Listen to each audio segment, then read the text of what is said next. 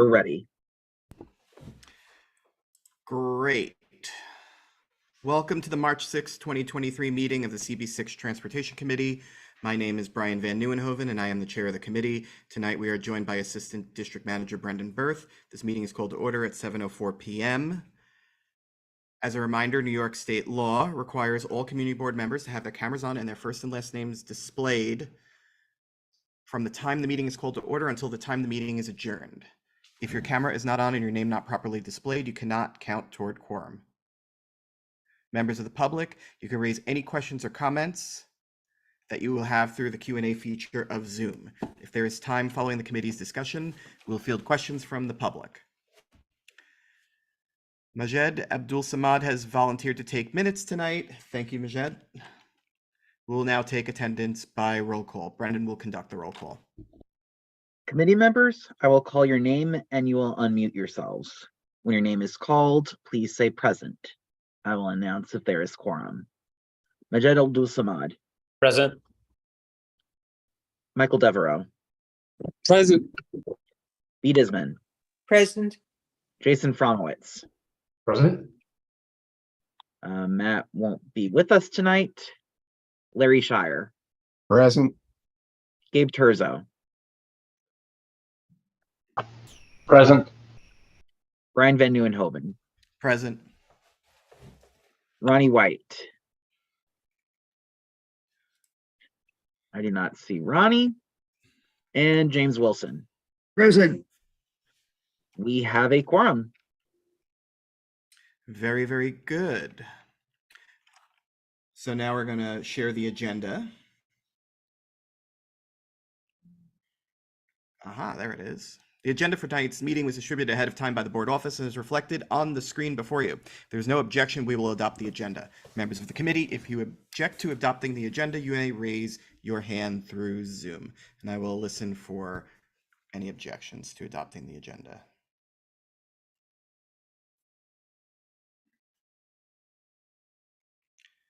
Seeing no objections, the agenda for tonight's meeting is adopted. The minutes from the February 6th meeting were distributed ahead of time by the board office. If there is no objection, we'll adopt the minutes as drafted. Members of the committee, if you object to adopting the minutes, you may raise your hand through Zoom.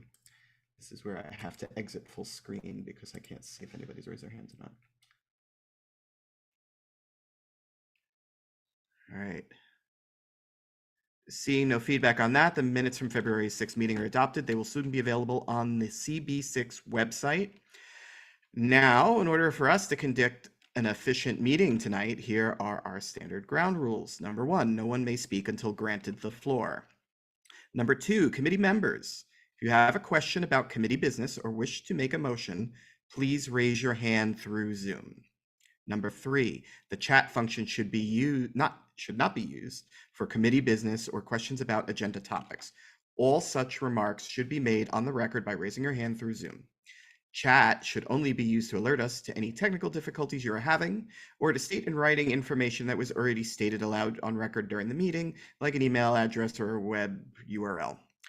Number 4, when a committee member is given the floor to speak, I will identify you and you can unmute yourself so that you can speak.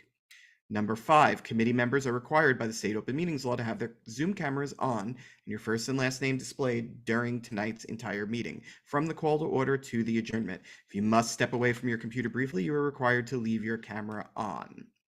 Now we are moving into committee business, and tonight's agenda starts with number 1, a discussion of proposal for honorary street co-naming of School of Visual Arts on the northeast corner of East 23rd Street and 3rd Avenue. Brendan, do we have a presenter for this? Yes, we do. Okay. I see Mary Ferguson is present from School of Visual Arts. Okay, Mary, I give you the floor. Go ahead and let us know what School of Visual Arts is asking from the community board. Sure. Well, I'm not sure what's happening, but my colleague Angie Wojak is here as well. Her name is showing up as my name for some reason also. Probably because I clicked on the link provided to you. So probably. Yeah. That's fine. Um, Share some time. Just introduce. Sure, the sure. Yeah. item. Well, we're happy to be here, and Angie, I'll give you the floor. Okay. Hi, everyone. I'm Angie Wojak. I'm the External Relations Executive Director at the School of Visual Arts. I'm also an alumnus of the college, and I'm joined tonight by May Ferguson, who's my colleague in communications. She's our Assistant Director for Media Relations. And we want to thank you for having us tonight. I know you have a lot on your agenda, so I'm going to jump right into telling you a bit about the street co-naming that we're proposing. So we are requesting that the community board consider passing a resolution to co-name East 23rd Street at the northeast corner of 3rd Avenue as for the School of Visual Arts. We are also known as SVA, so you'll often hear me saying SVA rather than School of Visual Arts. Our college is celebrating its 75th anniversary this year. And we have been at East 23rd Street since 1950. And we have other buildings throughout Gramercy Park and Rose Hill. And we've been a long time important part of this neighborhood, and also an important part of the city as an educator, an employer, and a cultural destination. And we would like to give you a little background on the college and how we contribute to the city. And I'm happy to take questions at any point. I'll make this really brief. But just to give you a bit of background about SVA, we have been an important part of the fabric of New York City for many decades. As I said, we're celebrating 75 years this year. And each year, hundreds of young artists come from around the world to join our college and to study and learn how to become everything from graphic designers to animators to photographers. And this a really big, important part of our heritage is our location at 209 East 23rd Street. And some alumni that you, I'm sure, are aware of for SVA include artists like Keith Haring and Kenny Scharf. We had many important artists attend our college in the 70s and 80s in particular. And really, we like to say that the hallways of our building at 209th were really like electrified by these young artists who became household names. And people like Kenny Scharf have really, created important, vibrant images that, stick with us through the years.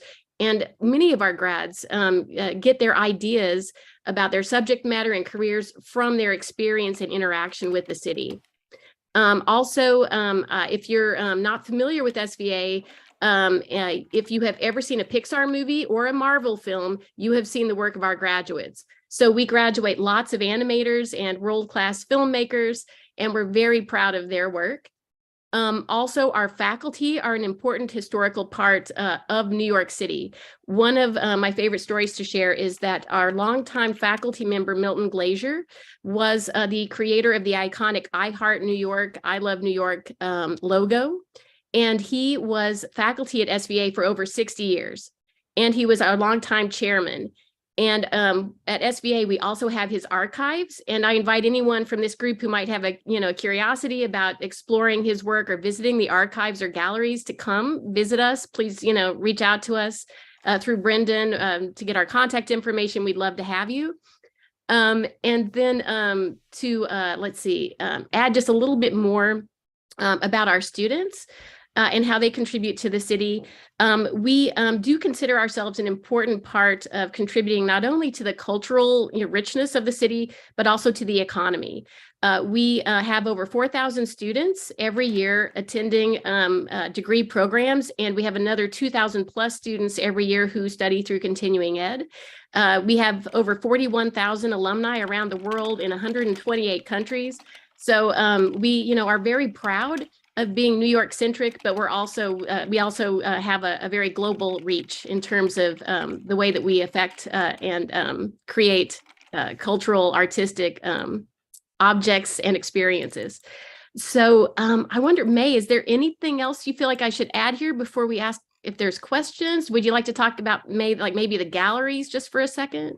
Sure. Yeah, that was actually going to be what I was going to add. We have multiple public gallery spaces around the city, one of which lives at 209 at the building that in question, on the street in question. And we always have rotating exhibitions there that are open to the public. So you can actually just walk in off the street and right into an art gallery. It's entirely free. And that also is a really important part of the neighborhood, just having this kind of wonderful little artistic resource and escape right there in the middle of 23rd Street between 2nd and 3rd. And we have an exhibition right there that I think is a really wonderful snapshot of the sort of range of talent at SVA. It's currently a student juried exhibition. So it features both undergraduate and graduate students across many different departments. So you would get a taste of everything from animation to fine art to illustration, photography, video, if you were to walk in there right now. So that'll be up for at least another week, and then we'll have something in right after that. But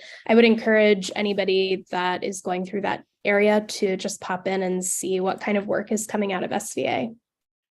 And I'd like to add that we are passionate about like our part of the really like being part of the city, and part of that is the subway system. And one of the things that we're known for is for like many decades we've created posters providing information about SVA, but also encouraging people to think about becoming artists. Those posters have been displayed at exhibitions around the world. And we also are proud to say that a couple of our faculty have just redesigned the New York City subway cars. So the next time you see a brand new car on the subway line, that'll be something created by a couple of our SVA faculty. So yeah, that's, I think that's, I would love to know what questions you might have, or if there's something that we could tell you about the school or our proposal. So I would open that up to you all if you have any questions. Yes, let's open the floor to questions. Larry, I recognize you.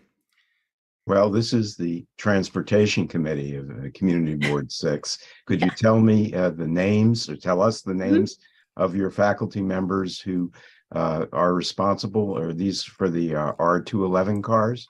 I believe so. Yes, that is the R211s. And let me pull this up. I'll send you a link to their website and you can read about them. Is that okay if I put this? Can I put this in the chat? Yeah, you're absolutely welcome to. Okay, hang on just a second. I'm going to put two things in there. Chat. Okay.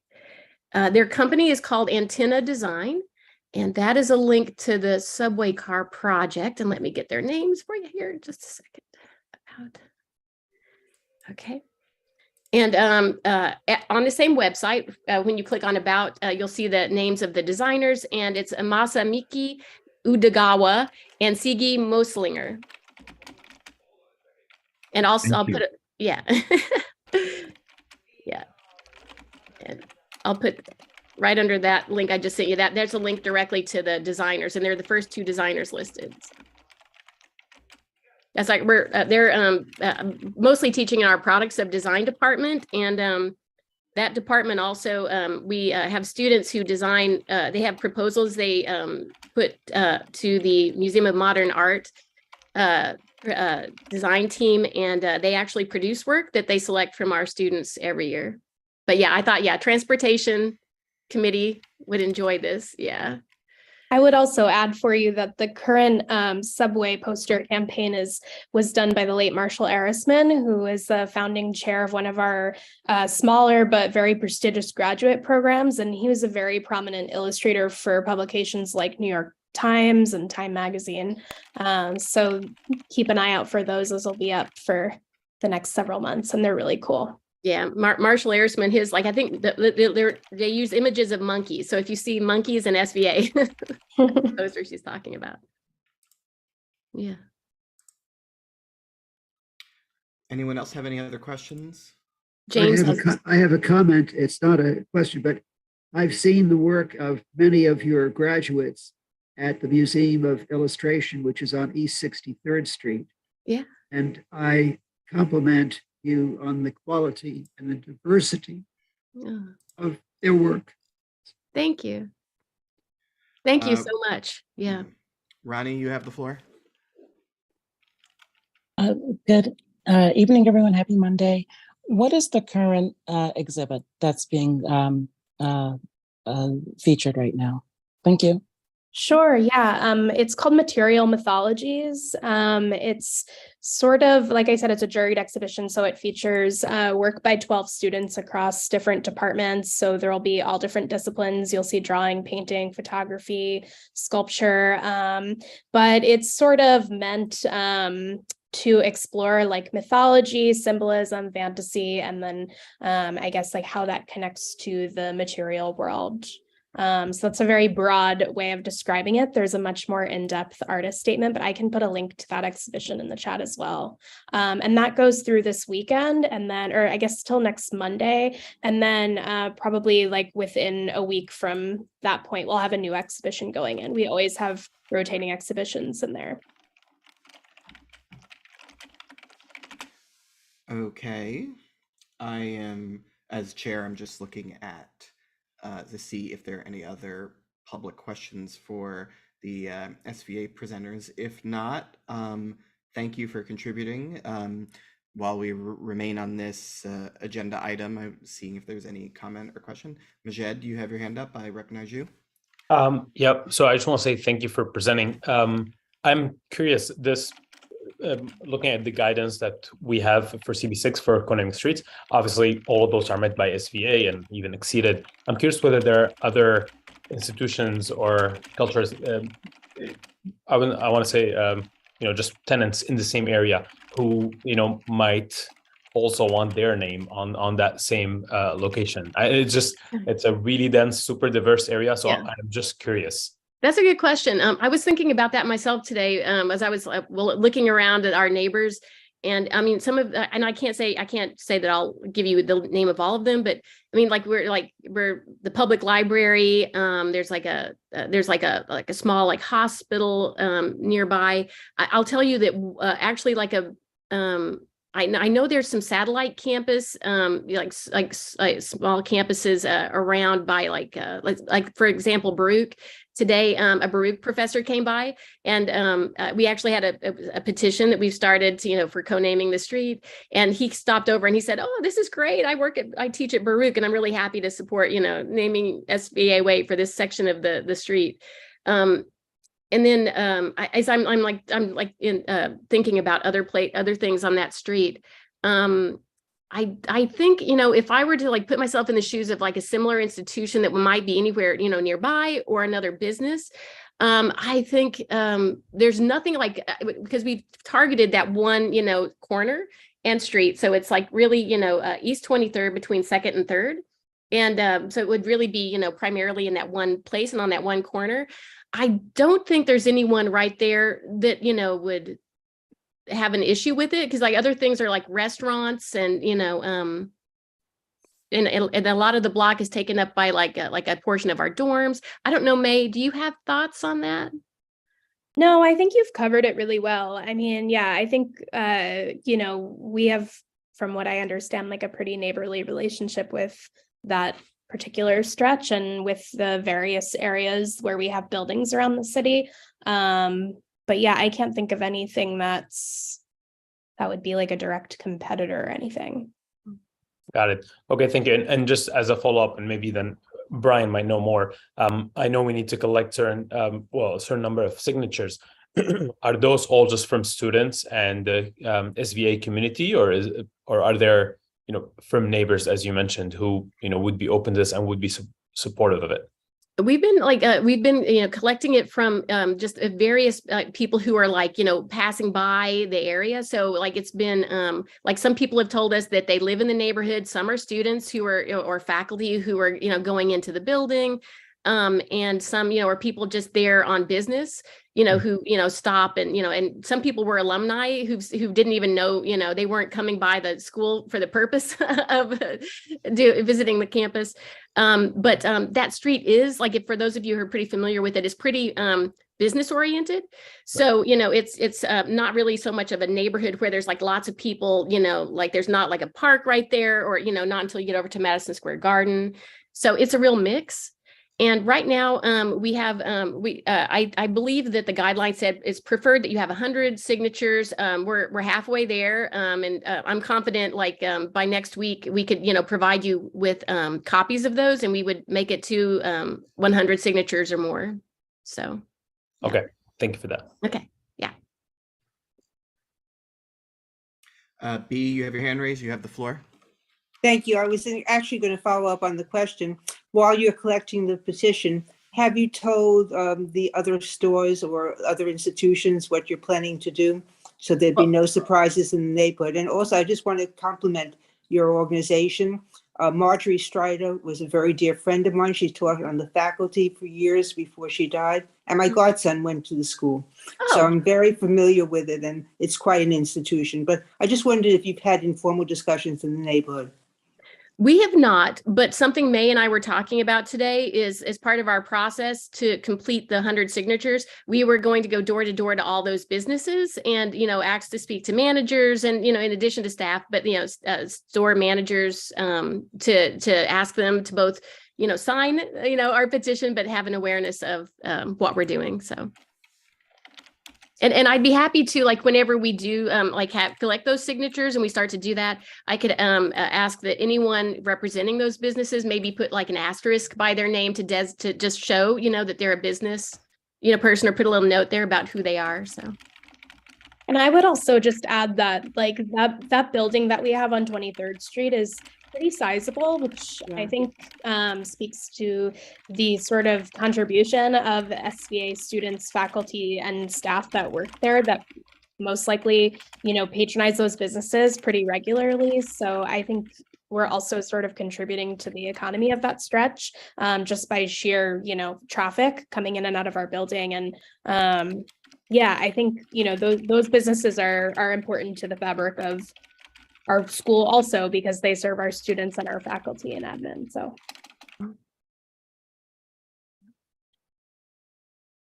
Okay. Anyone else from the committee have any comments or questions? In relation to this agenda item, do I see any motions or proposals? Gabe, you have the floor. You're still muted. Thank you. I would like to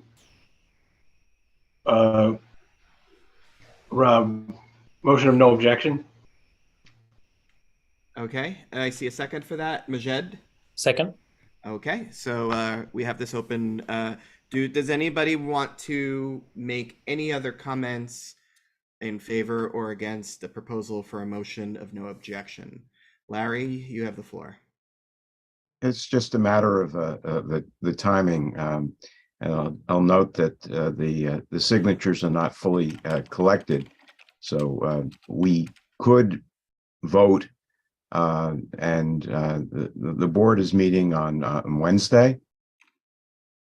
So there wouldn't be. Just a note of reference. We have decided that certain items that are on the agenda tonight are not going to be ready for March's full board meeting, regardless of how things transpire tonight. So, so that's not a concern. Okay, then I would assume that they'll have met their goal by next month. Well, what we're voting on is not a provisional resolution. We approve. If we want to do this specifically, we should amend it to do that, or we can come back to the item next month, but that would require us, I guess, either the motion would be withdrawn, or that we would vote on the motion and then it would fail, and then we could possibly bring it back up next month as an agenda item. There is some level of reception here, so I wouldn't mind doing that, but it's true, we do not have the petitions in. Ronnie, do you have, I give you the floor? Yes. Hi, thank you. Could you please clarify if there's any urgency? If there isn't, I would just assume wait for the petition signatures to come in. Thank you.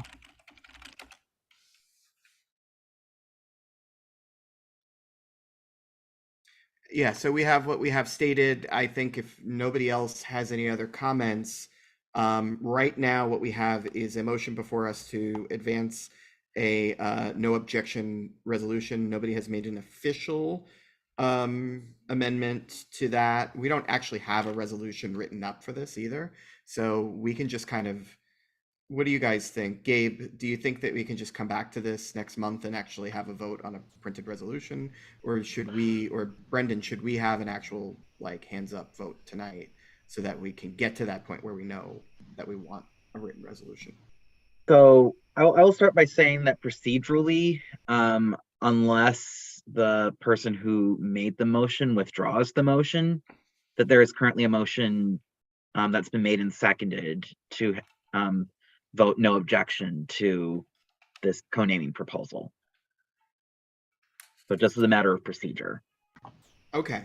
I mean, I'm happy to withdraw the motion if we make it all more smooth, if we just write something up and have it ready to go in April.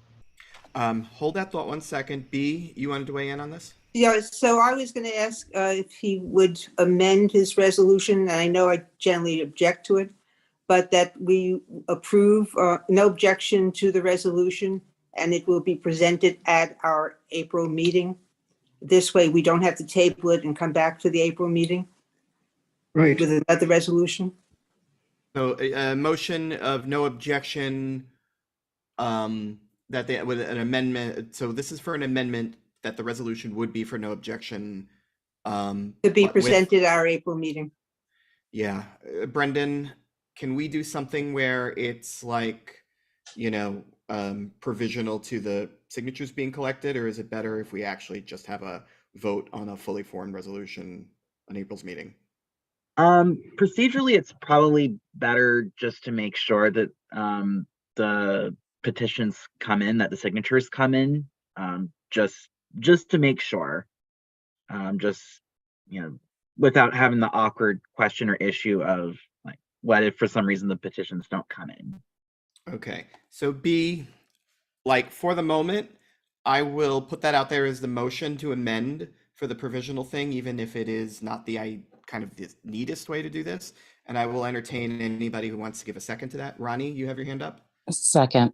Okay, so what's, we're now debating the amendment.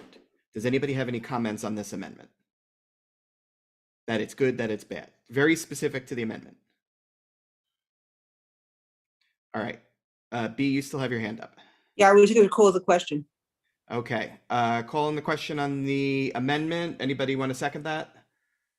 We'll just move on it. I can see that. All right, Brendan, we can have a hand vote on this amendment. Yeah, so anyone in favor, please raise your Zoom hand.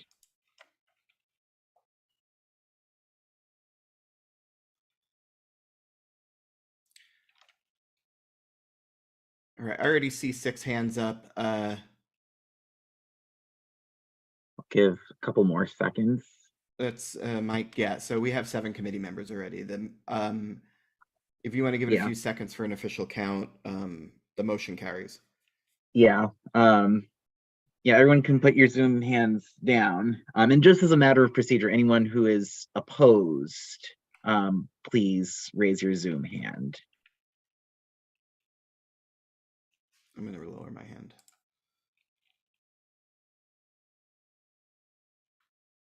So anyone who's opposed, please raise your Zoom hand.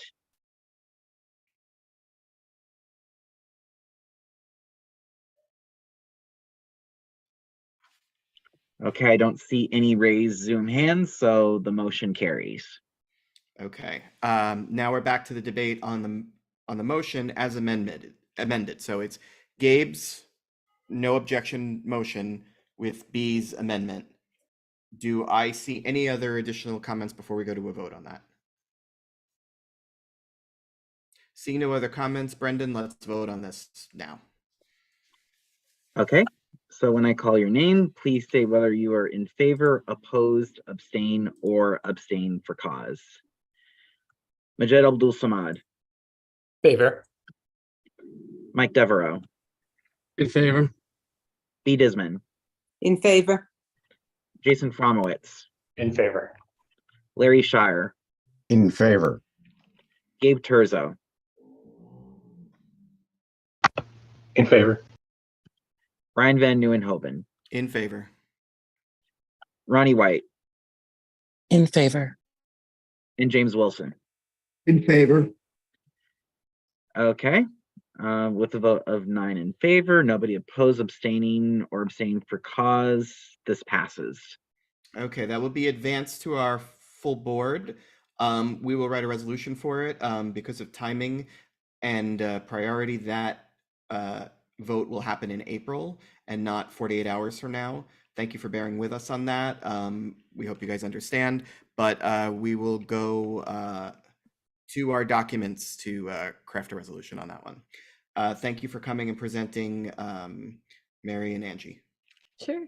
And if I may ask one question, like whenever we have those signatures from the petitions ready to send to you, should we send those as scanned or physical documents and just send those on to, like, I guess, Brendan, to the email address that we've been reaching you through that so far?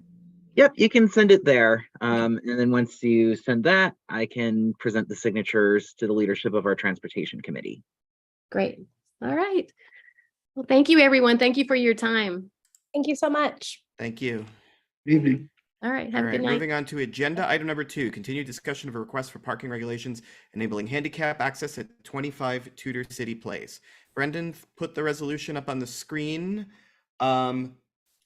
We are resolving to add a no standing zone of 20 feet in front of 25 Tudor City Place, in line with Jerry's request from last month. Do I see a motion do I see a motion for this resolution? Larry, you have the floor. Call the question. It's not a call to question yet. It's a motion. It's a motion to resolve for what we're doing. This is a draft resolution. Well, so- okay, then I move that the Transportation Committee adopt this resolution as Okay, written. does anyone second that motion? Second. All right, it's been seconded. We're debating on the resolution, which resolves Manhattan Community Board 6 has no objection to NYC DOT installing a 20-foot no standing zone in front of 25 Tudor City Place. I ask you on the committee to hold any small edits to this resolution until after the meeting, and we will apply them. Let's keep it focused to the main thing that's going on here, which is the actual mechanics of the 20-foot no standing zone. Does anyone have any comments about that?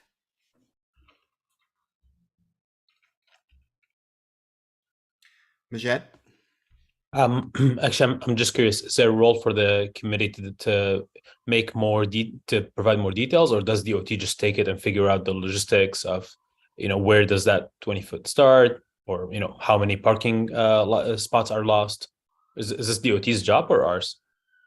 It's for them. This is, again, I mean, even what we're doing here and as a community board overall is very informal versus the engineering stuff that happens within the city. And I think that they have the idea that we want it centered in front of their entrance and not askew or anything. If we're not specifying, I think it's a common sense thing. Colleen, do you have any additional commentary on that, or did I nail it?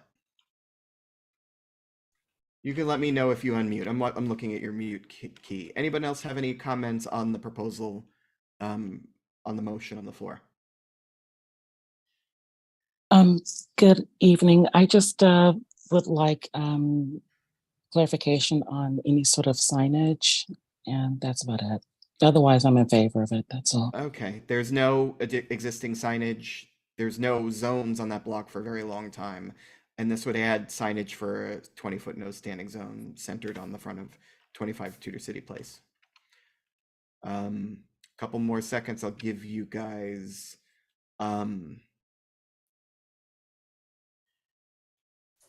Yeah, I don't see anybody else raising their hand. If there's no other comment on this, we will move to a vote on, B, I'll give you the floor. That's what I was going to say. I was going to move the question. Let us move to a vote on this. Okay, there needs to be a second though. Not really. I'm just going to do it as a matter of no one having additional feedback. Okay. So when I call your name, please say whether you are in favor, opposed, abstain, or abstain for cause.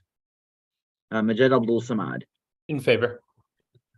Mike Devereaux, In favor? B. Disman, In favor? Jason Fromowitz, In favor? Larry Shire, In favor. Gabe Terzo, In favor? Brian Van Nieuwenhoven, In favor. Ronnie White, In favor. and James Wilson. In favor. Okay. With none in favor, nobody opposed, abstaining, or abstaining for cause, the resolution passes. Brilliant. Thank you, everyone. Thank you, Jerry, once again for your presence, and we'll be voting on this one on Wednesday night at full board. Okay, thank you so much. All right. That was very efficient. Moving on to agenda item 3, continued discussion of illegal parking and extended curbs on 2nd Avenue and East 19th Street and East 20th Street. Jason Fromowitz has prepared a resolution for us tonight for this matter, so I will give you the floor to introduce it. Brendan, please put Jason's most recent copy of the resolution on the screen. Yeah, thanks. Yeah, I put this together from discussion from last week. I think I addressed in the whereases concerns about tripping hazards from the existing flex posts, that residents have observed there's no issue with parking in this area, that enforcement hasn't been sufficient to prevent parking, that the existing markings haven't been sufficient to protect the area from illegal parking. And basically, there's the request is to implement a physical barrier such as a granite block in the no parking areas to physically prevent cars from blocking the no parking area, as well as asking for the Department of Transportation to extend the crosswalk markings through that no parking area where they're absent today. And it also asks for a similar treatment to be applied to other similar intersections with similar designs on 2nd Avenue. Okay, Brendan, scroll down to the resolved part of this. Sure, just a moment. I know Majed wants the title for the Okay, no minute. problem. Now I will scroll down to the resolve. Got it. Thank you.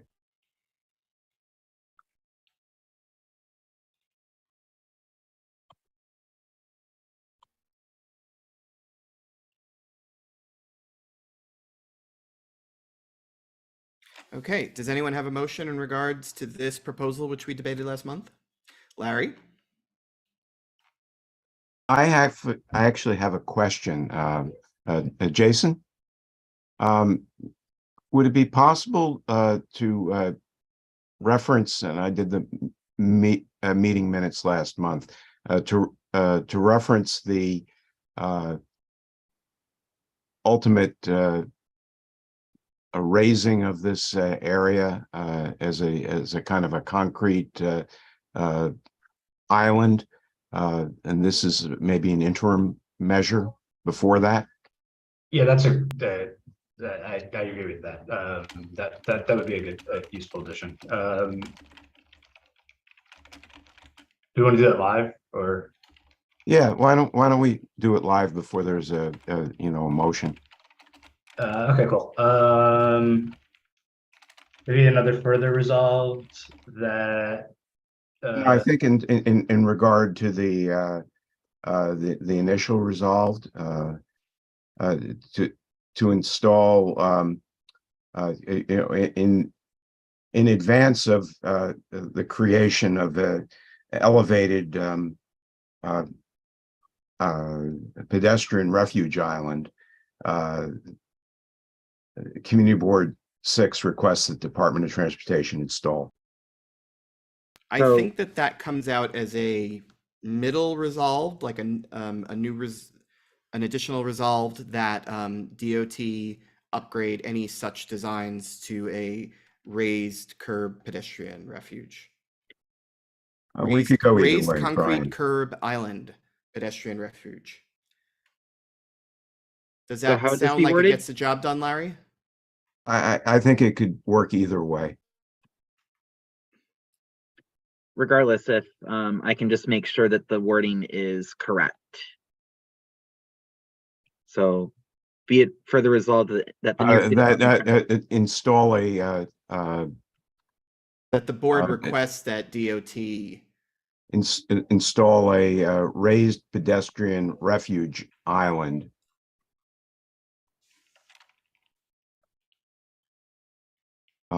As a final resolution.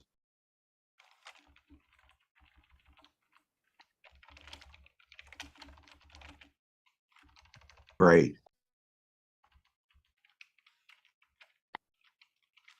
Is that an accurate representation of? Yeah, that works well. Thank you. Yeah, thanks for the feedback. I agree with the position. All right, you're welcome. And I'll be silent and let anybody else add something, before moving it. And then, Brian, you can come back to me and I'll move for a resolution to adopt this. I don't think you can procedurally stack that request, Larry. Well, but I no, will Ronnie call has on a Ronnie, comment. and you'll be able to second it. Ronnie? Yes, hi. Could we also add, well, I just want to make sure that the cutouts for accessibility are also going to be covered in this, and that there be some sort of anti-slip or anti-skid measures put into the cutouts and into the median that Yeah, I think Larry that was gets beyond the that scope of standard. what we're discussing, but Well, to the the reason I extent bring it that- up is because the curb cuts and various blocks, it varies. So some have it, some don't. And, a call out to raise a portion doesn't seem that far-fetched to make sure that the cutouts for accessibility are as safe as possible as well. Well, what I was going Thank to add you. is that they have these islands on First Avenue, and their standard design is exactly what you're mentioning. So, Okay. May All right, good. I suggest that Brendan, you add the word install its standard design raised pedestrian refuge island. Where would that be? In the further, it's in the second resolved. Install, Standard design before the pedestrian refuge island. take out the So- word A after install and substitute its standard design. Okay, wait a second. You say, be it further resolved that Manhattan Community Board 6 requests the NYC Department of Transportation To install its standard raised pedestrian. And Larry, just type type it in the chat to make sure that Brendan sees what Perfect. the exact verbiage that you want. Okay, standard design, he said. So you need the word design additionally in there. Yes, design. We all thought it. It's standard. Right where the cursor is, yeah. Okay, so we have edited this resolution. It is still essentially the exact in the same place where we're leaving off with the debate last month. Do we have a motion to adopt this resolution? Larry? Yeah, after it's tidied up, I move that Transportation Committee adopt this resolution. Okay, B. I second it. Okay, we have debate on the resolution, but we've been kind of talking about it a little bit already. Does anyone have any additional comments about this resolution in advance of a vote on it? Larry, you still have your hand raised? Oh, you're good. Anyone else? Seeing no additional comment, Brendan, we will move to a vote on this. Okay. And just before I move to a vote, just so that I'm clear, the second resolved is as Larry / the committee wants, correct? Yes, we were just document editing earlier, and we've had an adequate motion and an adequate debate period for public purposes to adopt this as stated without considering it an amendment, without needing any other additional votes. Yep, sounds good. Thanks.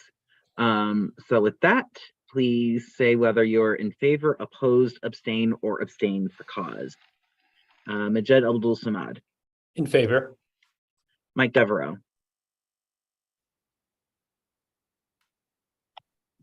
In favor. B. Disman, In favor? Jason Fromowitz, Favor? Larry Shire, In favor. Gabe Terzo, In favor. Brian Van Nieuwenhoven, In favor. Ronnie White, In favor. and James Wilson.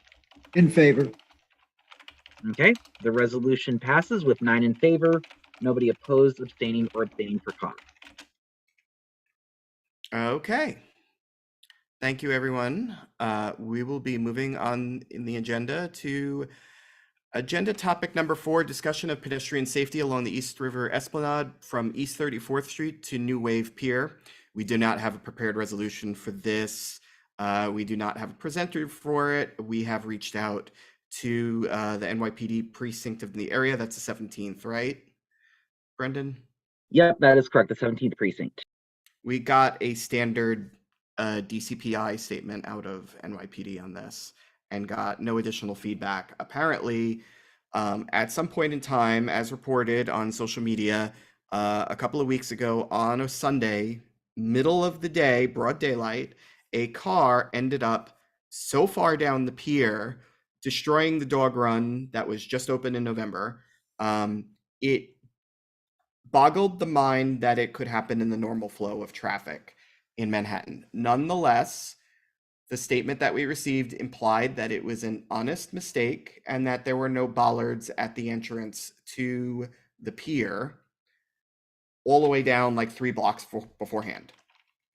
And the photo that we had, I don't know if you have that link still, Brendan, but there was like a lot of skid marks and a ton of the car was totaled. So it didn't quite look like the kind of honest mistake to me that a driver should do. So on one hand, it is a matter for us to take up to look at the design of the entrance to that. And there's no way that a car or a truck should have physically been able to get that far in there. So at some point we will discuss bollards, unless somebody wants to make a motion tonight, just off the board to, without a resolution to, or without a pre-written resolution, to start writing something up on those bollards. But we don't have designs, we don't have photographs. We would need somebody to assemble that. I think we should go with a little bit more detail before we submit a resolution to the full board. You could see that that is not, you know, he bumped into the gate. That's something much more significant. The other thing that is coming up here is that essentially, given the violent nature of this collision, we should have seen something happen, or the police should have announced or made some move here that we could have seen to say, all right, a driver who, or at least some more details about why it was an accident and why our, offhand estimation of physics here is way off base. Instead, we've gotten a terse statement. We've gotten no follow-up. The police department has not sent a representative to tonight's meeting. Make of that what you will. Larry, I see you have your hand raised. I'll call on you first. Last night I saw that up in Boston, there was a driver who turned down the trolley tracks and drove for quite a distance along the T line. And this suggests to me something similar, where we've seen in the past where people who've used GPS and been confused and found themselves in a place that they, if they were really paying attention to where they were, instead of their darn GPSs, they would have not gone down. Now, I'm only speculating here that that might have happened, but I put that out as an alternative narrative, since we really do not know what the driver was thinking. Yeah, and it's just hard to get any public information about it, but, you know, in essence, due to whatever in terms of enforcement and or design, a driver was able to essentially, you know, do a lot of damage to something that the city just newly installed. And we have not gotten any assurances yet about when that damage is going to be repaired, although, you know, with the way New York City works, it could have already been repaired like today and nobody would have told us. But we did take interest in this. We are interested as a community board in seeing this follow through, that the park is reopened and is reopened in a safe manner. I'm just kind of throwing this out there because we had a lot of concerns with this, and it might be the interest of the Parks Committee additionally to follow up on the parks aspect of this, which I'll bounce at executive committee in a week. But this is a developing situation. Gabe, you have the floor next. Thank you. So just, for the record, my wife went down there and took some photographs the other day. We take our dog in there, so we were particularly horrified. The damage is, one, pretty substantial. It's almost really not captured by that photograph that you see on the screen. It's quite a bit worse than that. Two, I plan on asking our elected officials on Wednesday who is paying for this. I really hope it's not the taxpayers. And three, I also plan on asking our Albany electeds. The fact that it's an honest mistake, I feel like, is perhaps worse.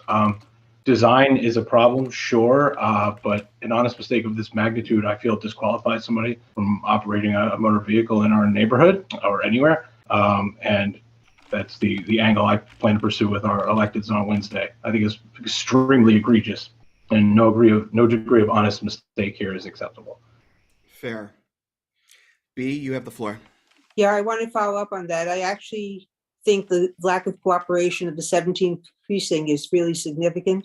Are there any charges that are going to burn? I don't think this can be an honest mistake. Did they take a breathalyzer?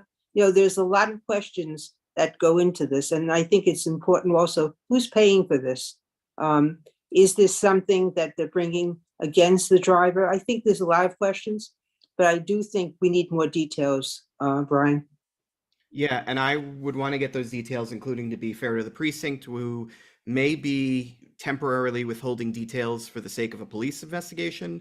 But I have experience with this kind of thing and the follow-ups, especially with cyclist deaths. And these things are not normally temporary, the withholding of information.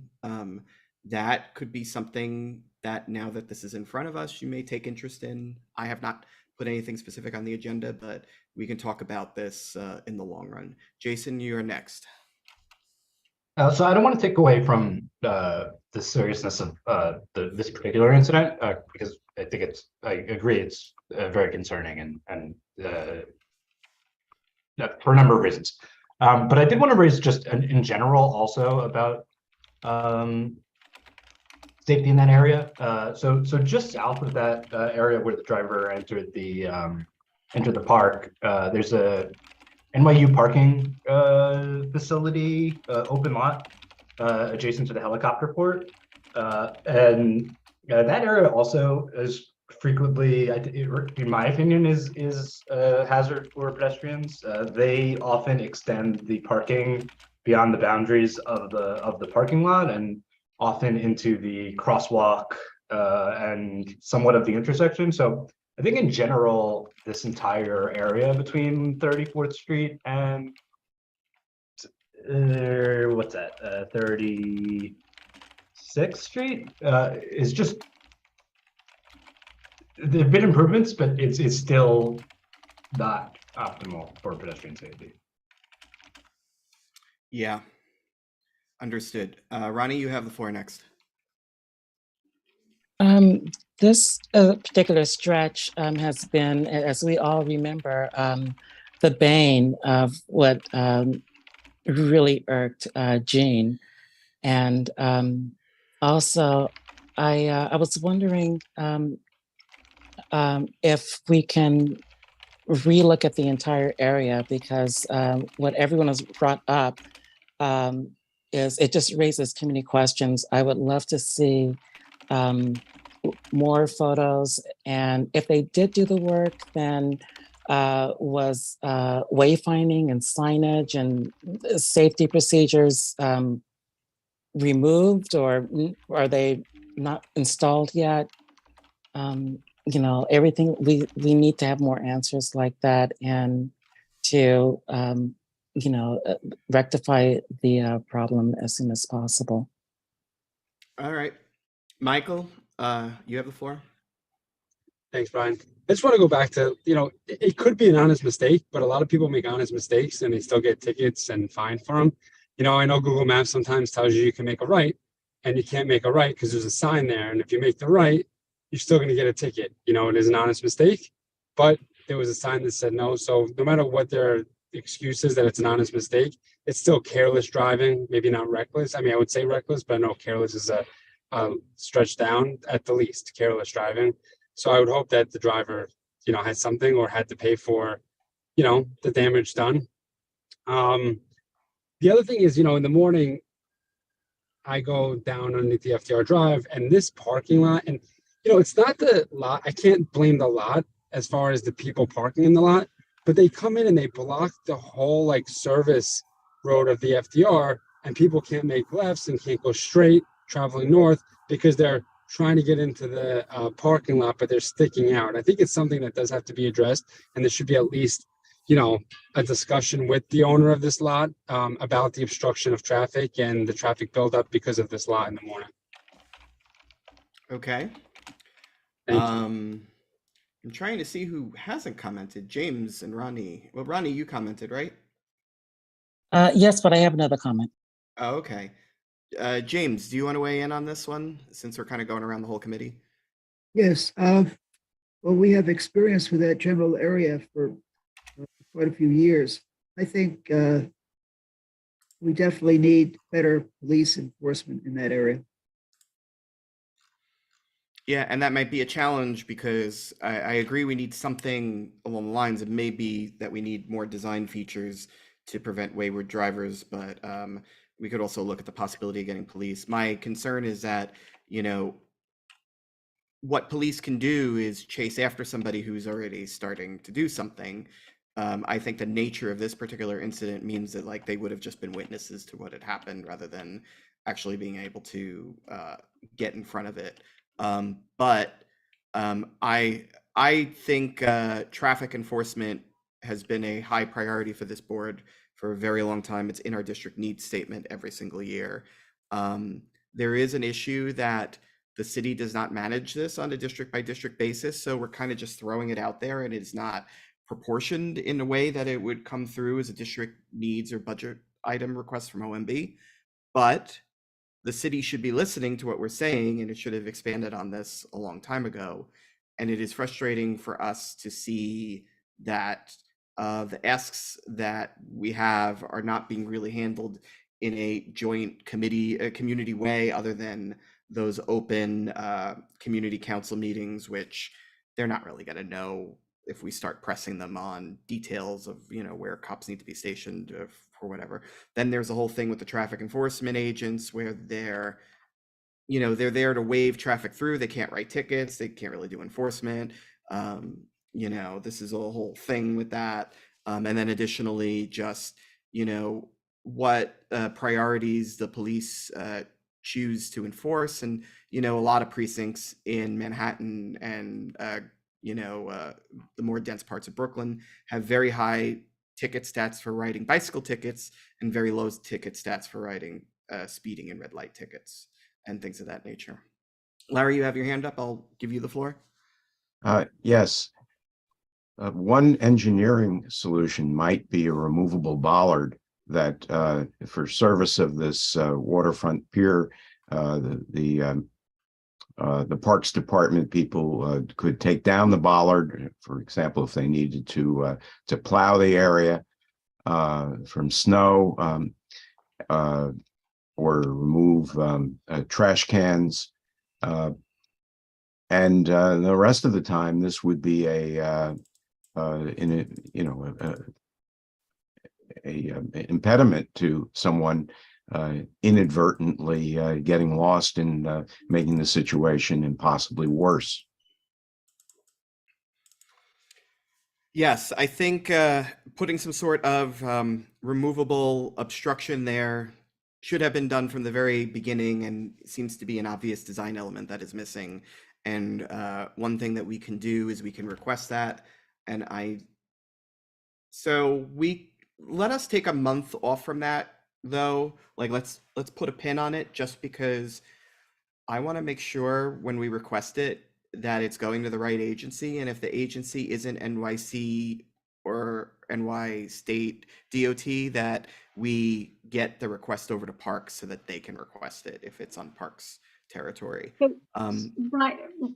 Brian, it's Colleen. I've been listening to what you and the committee have been saying, and I'm actually confirming jurisdiction with our land use. So once I get that information, I will, inform you and Brendan. Okay. Okay, so we It's on our radar. intend to raise a discussion of recommending bollard placements once that information is confirmed. Yes. If everyone is comfortable with that, we will not forget this. James, you have a comment? Yes, I believe we have someone on the foundation board, and that person might help us with getting to the right person to make things happen at this location. I'm sure that they have a traffic sergeant there and they have other people who can help us. I'd like to look into that a little bit. Who is the person? Do you know who is the person who's on their foundation? Could it be Matt White? Does that ring a bell?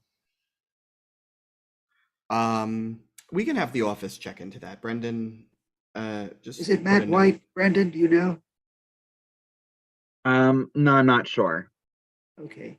Well, whoever it is, he sits next to the inspector or the captain who is present at those foundation meetings. So there is an inside contact for us there. Okay. So what we're going to do is we're going to put a pin on something along the lines of a removable bollard at the location, either handling that resolution ourselves or passing it along to Parks, but it's probably coming through us because it's probably a DOT thing. We are going to take a look at a couple of issues. We're gonna give the NYPD another month to ask about this, and we have the support of the board chair on this. So Kyle will, I'll follow up with him and I'll ask him if we want to do any other particular strategic follow-ups, given that there is a high level of concern from the committee. Otherwise, for the moment, just think about what this all implies. And I don't know if we're going to I don't think we're going to form a task force for this one, because I was just thinking about it and we're kind of short-staffed on that right now anyway. But this is something to think about over the long run. If anyone is interested in leading an effort on this, we can attempt to say something through a resolution that creates a board statement that we want something to happen in regards to a problem that we see that has emerged from this situation. And whether that's with, whether there are safe designs for these facilities that are instituted from the get-go, or whether there's enough enforcement on the streets of, scofflaw drivers that we can address to city or state agencies, or whether or not, our effort to look into this feels like it did not come up with enough results from public agencies, and we want some answers. One thing is that if we resolve certain things and it goes to full board and it passes, it gives the board chair the ability to speak for the board in terms of advancing that and essentially, pressing on agencies, making a little bit of noise, talking to newspapers. It gives him a little bit more to work with, as well as any future chairs of the board. So that might be something where it isn't just spinning our wheels, but it's part of a longer term strategy, and we can maybe talk about that. I'm very interested in those kind of things, but it does deviate very much from the sort of resolutions that we tend to advance to the full board. And also, we do want to kind of avoid the whole idea of us spinning our wheels or picking unnecessary fights, unless we really truly feel that we have to confront something. Anyway, Ronnie, you have your hand up, and then B, and then we're going to move the agenda. Thank you. Could we consider creating a task force for this type of project? That area and a large stretch of the East River has been problematic for this committee and for the board for many, many years.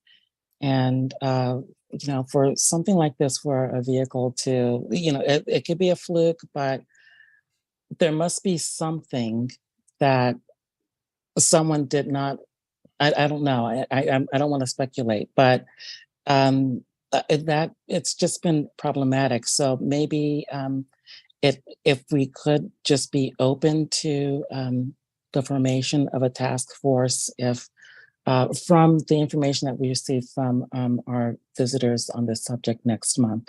Thank you. Yes, my thinking on this, it might have to be the task force that follows another task force because of where we stand as a committee and available manpower. And the whole idea of a task force is something that is still in development. Like, there are some good things that have happened out of our task forces, and then there are some snags that some of them have hit. So what I want to make sure is that if we actually formally or even informally assign, duties to research or come back with results, that's going to happen with defined checkpoints and defined work products and a deadline for that stuff. And I want to make sure we have the capacity for that, because there's at least one other issue, probably two of them that are up and coming that we're going to need some offline effort to advance. B, you have the floor. Yeah, so Brian, I was just going to follow up. If we're stonewalled and to figure out what agency is really responsible for it, we could ultimately ask the chair to initiate a FOIA request for details. So you can take it in another direction if we don't get the information. And I think we should dig enough to try to get the information. So FOIA requests can be done, and they're not expensive. And, I actually have some contacts that are like experts at filing those kind of things. But I have actually talked to Jesus about this in the past, and we should not have to file one. Like, we are a city agency. It is actually like sort of redundant to our status in the city to file such a request, because if we are a city agency and we're requesting across agencies for information that is not being held for some sort of extreme confidentiality reason, we should get it. We're not like the press. We're not like really like the public. We're like the city public. We should get the cooperation of other city agencies, and it is a sign of a huge problem, not to mention something that's not going to get solved by this FOIA mill thing, because journalists do not get information out of those. They just don't. So my point, Brian, is But I know yeah, FOIA because I worked FOIA at the US government, so I know what you do with it. But it makes a statement, if they're not cooperating. And I just suggested that as we go down the path, we might want to do it.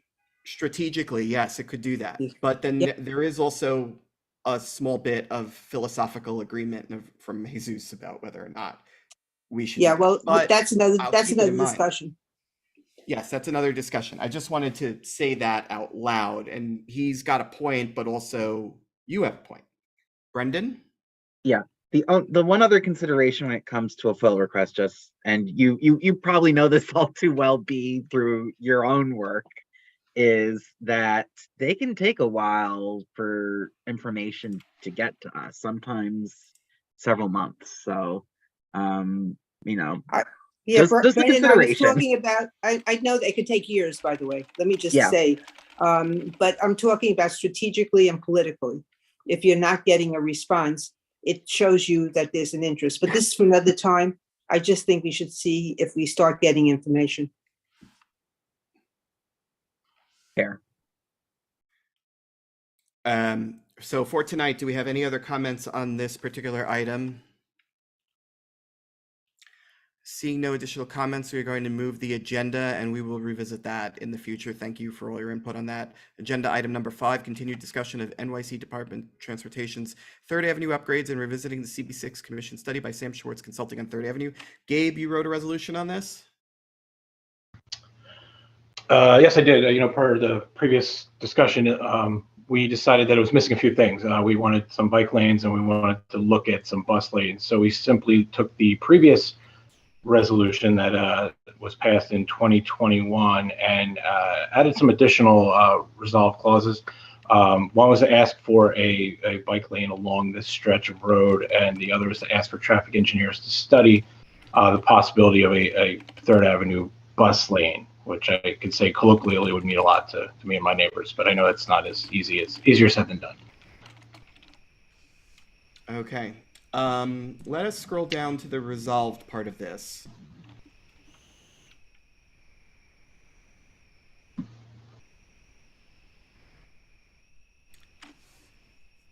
Brendan, are you able to scroll down on the document? It should be scrolled down. Oh, never mind. I was scrolling down the wrong document. That's what happens when you have so many. That's what happens when you have so many documents open. So closed, and we'll reopen it. There we go. So the gist of what we're looking at here is that we have an existing resolution on the record that asks for a pedestrian forward redesign of Third Avenue. That request was then bolstered by the Sam Schwartz engineering study that we commissioned that was passed along to DOT. But the main meat of it is the February 10th, 2021 resolution that was passed. So this resolution make sure that we reaffirm the original one to make sure that we're not superseding the other one and saying that we want this instead of that. We want both.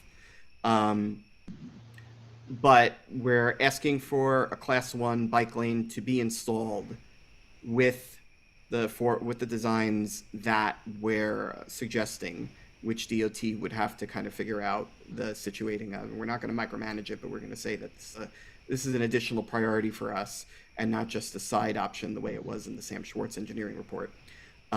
Scroll down a little bit. We are also going to ask DOT to study feasibility of a bus lane on this avenue. This is a request that has come to my attention through advocacy groups, and they feel very passionately about this. I didn't want to get into the weeds with engineering on this, and I think studying this and signaling our interest in it is a happy medium for now, given that we've asked for so much in terms of extending pedestrian areas and extending bike lanes. And like Third Avenue is pretty wide at that point, but also it's, there's still limits to what can be done. But that said, I think that was something that was not explicitly not included in the first go around on this. And I think that, as it's been explained to me, it's a very important corridor for buses. And if it is an important corridor already for bus lines, then probably should be a bus lane on that part of the avenue, so that they don't have to sit and stop traffic otherwise. And then there's a resolve on here that asks for a prompt response, which is not typically a part of our resolutions, but it's in there. It's been submitted. I think that that's implicit in a lot of our resolutions, but we can certainly say that or not say that, or we can discuss it. So does anyone have a motion related to this? Ronnie, you have the floor. I have more of a question. Is it imagined that the bus lane would be for like an express bus lane? Or would it just be a regular bus lane starting, and where would it start? The study area is 25th to 32nd, and our estimation is that a bus lane like the one that they have on 1st and 2nd Avenue would be included here, and it would additionally probably connect to the bus lane that's on 3rd Avenue already, a little bit north of this study area. Okay, that's what I was thinking that it would do. And is would it be feasible? Do we know if it would be feasible? Thank you. From an engineering perspective, well, listen, they can put anything they want on this avenue.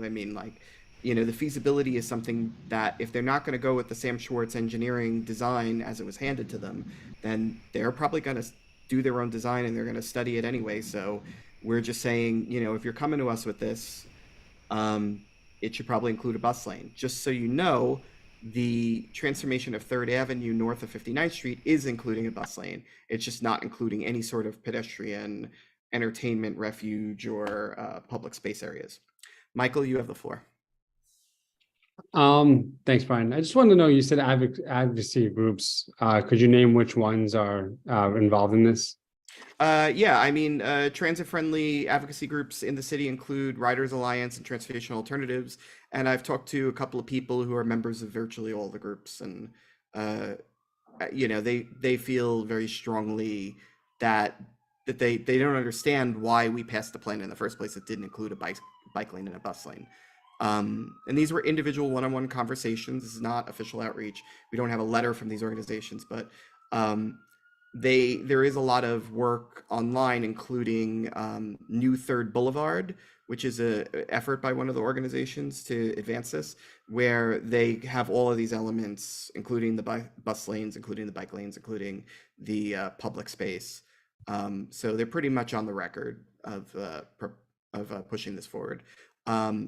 Looking at this, you know, it's sort of along the lines of, you know, do we want 3rd Avenue to be a highway, or do we want 3rd Avenue to be a street of the neighborhood, especially given its importance as a commercial corridor and the fact that 2nd Avenue was never really designed to be that kind of commercial corridor. It's been 3rd Avenue for us, not Lexington and not 2nd. So what kind of priorities should we have for the roadway provisioning in this space? Obviously, everything we're recommending includes some level of vehicular access, but right now it's a 5-lane wide avenue with parking lanes on the side. That's just the one thing I want to note is, you know, the bike lanes are fine. It's just, we got to make sure we have loading zones if we're going to put bike lanes in. I mean, one of the problems that we have on 1st Avenue in front of the supermarket and 57th Street that we've been looking at is that you have a big supermarket there with, I believe, no loading zone and the bike lane and the turning lane and everything. It's just whenever the study's done or whoever's we just have to think of the vehicles that are making deliveries to these, because they'll wind up double parking and it'll cause traffic, and it's a whole, you know, we've dealt with that on, I believe, 3rd Avenue on the Upper East Side. They're dealing with the Fresh Direct trucks, and it's just something we have to take into consideration. And some of the recommendations I've seen in this are to interrupt certain parts of the infrastructure or bump it out a little bit and provide a loading zone on the avenue, or to provide loading zones just off the block caps on the side streets that are of enough space, and to give trucks and vehicles permission to be able to use those loading zones, which may include some modifications to the areas, including parking provision and design of those side streets in order to make that feasible. But yeah, and I mean, this is a tricky problem because, again, like, you know, we have these markets and stuff like that, and they get deliveries, and yeah, they get pretty big deliveries, but they're also totally flouting the 55-foot rule that the city has, where you're not allowed to have a truck that's longer than that in the city. And well, you are allowed to have it. You are allowed to have a truck longer than that. You just have to have an over dimensional permit from the DOT. Yeah, which nobody does. And one of the problems with that is that, like, we know the streets are provisioned to allow for trucks that big if the vehicles get the permit. But one of the issues with that is that with nobody getting the permit, the DOT is not tracking how many of those vehicles are coming into the city. There's no possibility for us to kind of plan or recommend or force anybody to, like, use a smaller vehicle if it's a specific type of delivery that is frivolous, and that they're, you know, that they're just kind of like foisting a highway truck onto us. And then, like, another thing is that, like, it would help to know that these kind of vehicles are coming through just for, like, engineering purposes on the roadways, because they do 10,000 times as much damage as passenger cars to the surface. And if we're spending all that money to enable all that truck freight on avenues, it's something the city should know and report about.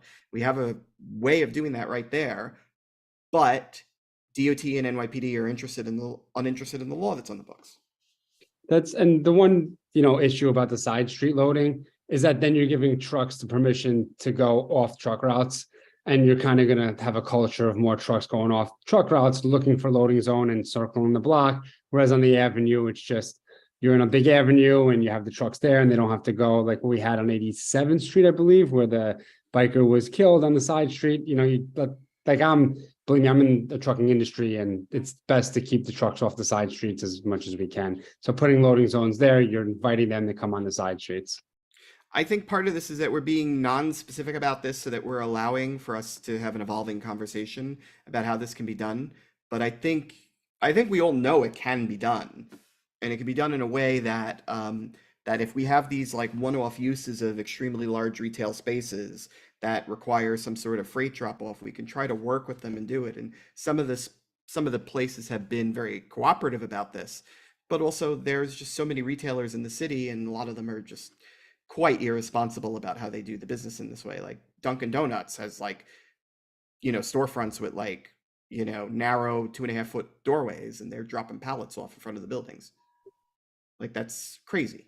Yeah. Larry, you have the floor. Yes, Michael, are you going to propose that there be a further resolve for asking DOT to study the feasibility of loading zones on some or all of these blocks? Yeah, I could propose that. Or DOT to do a study about loading zones, you know, in conjunction with the bike lanes.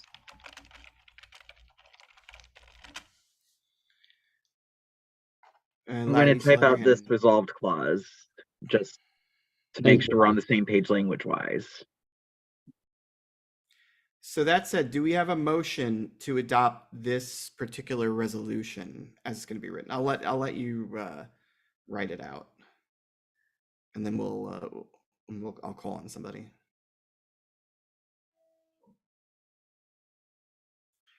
This is kind of like threading the needle between a lot of weird things with how much dimensional space is actually on the avenue, and what we asked for before, and what we think DOT is going to offer to us later, and also kind of the way that we typically write resolutions, although we're absolutely not bound to doing anything, but the board is a little bit more comfortable when we stick to.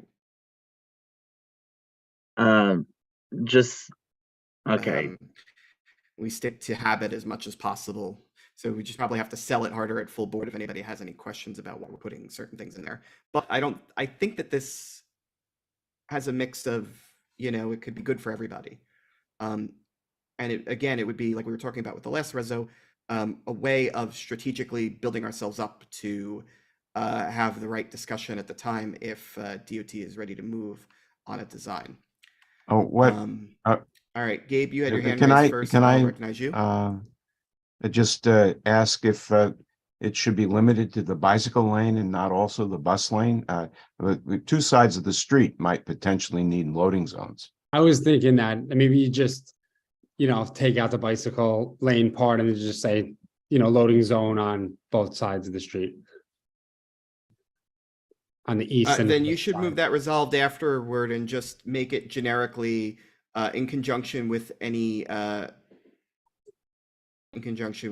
other specific, with any special traffic zones. With any road altering or yeah, with any other road alterations.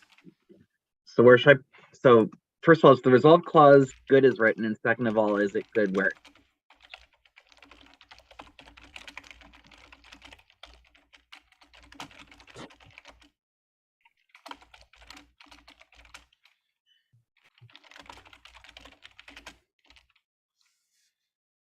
Is the resolve clause good as written and as placed?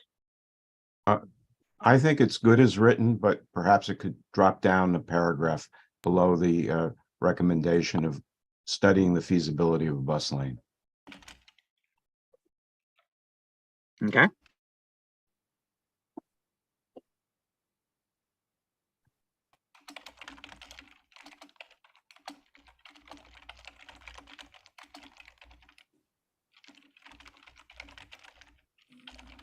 I see both B and Ronnie have their hands up. Okay. B, I'll call on you next. Yeah, I was just trying to look at the language. So with this language, I'd like to move the question. Okay, do I have a second? Ronnie? Hi, I just want to make sure that it's encompassing. We have the bike lane issue, we have the bus lane issue. Let's And- discuss that during the debate for the resolution. I see Jason has his hand raised. Do you second? Yes. Yeah, it's just procedural thing. I'll go back to you, Ronnie. Okay. Complete the thought. Okay, I was just saying that I just want to make sure that it encompasses language that will address bus lane, the bike lane, and how they're going to deal with the sides and the sidewalk and the restaurant sheds, all of that. It's all interwoven, and we have to come up with some sort of holistic, like you mentioned earlier, it's really threading the needle. So it's important that the considerations and mentions are there. Thank you. Okay. Given the motion that we have with this resolution to adopt it, do we have any other discussion about the resolution as presented for a debate about it, or do we have any motions to amend?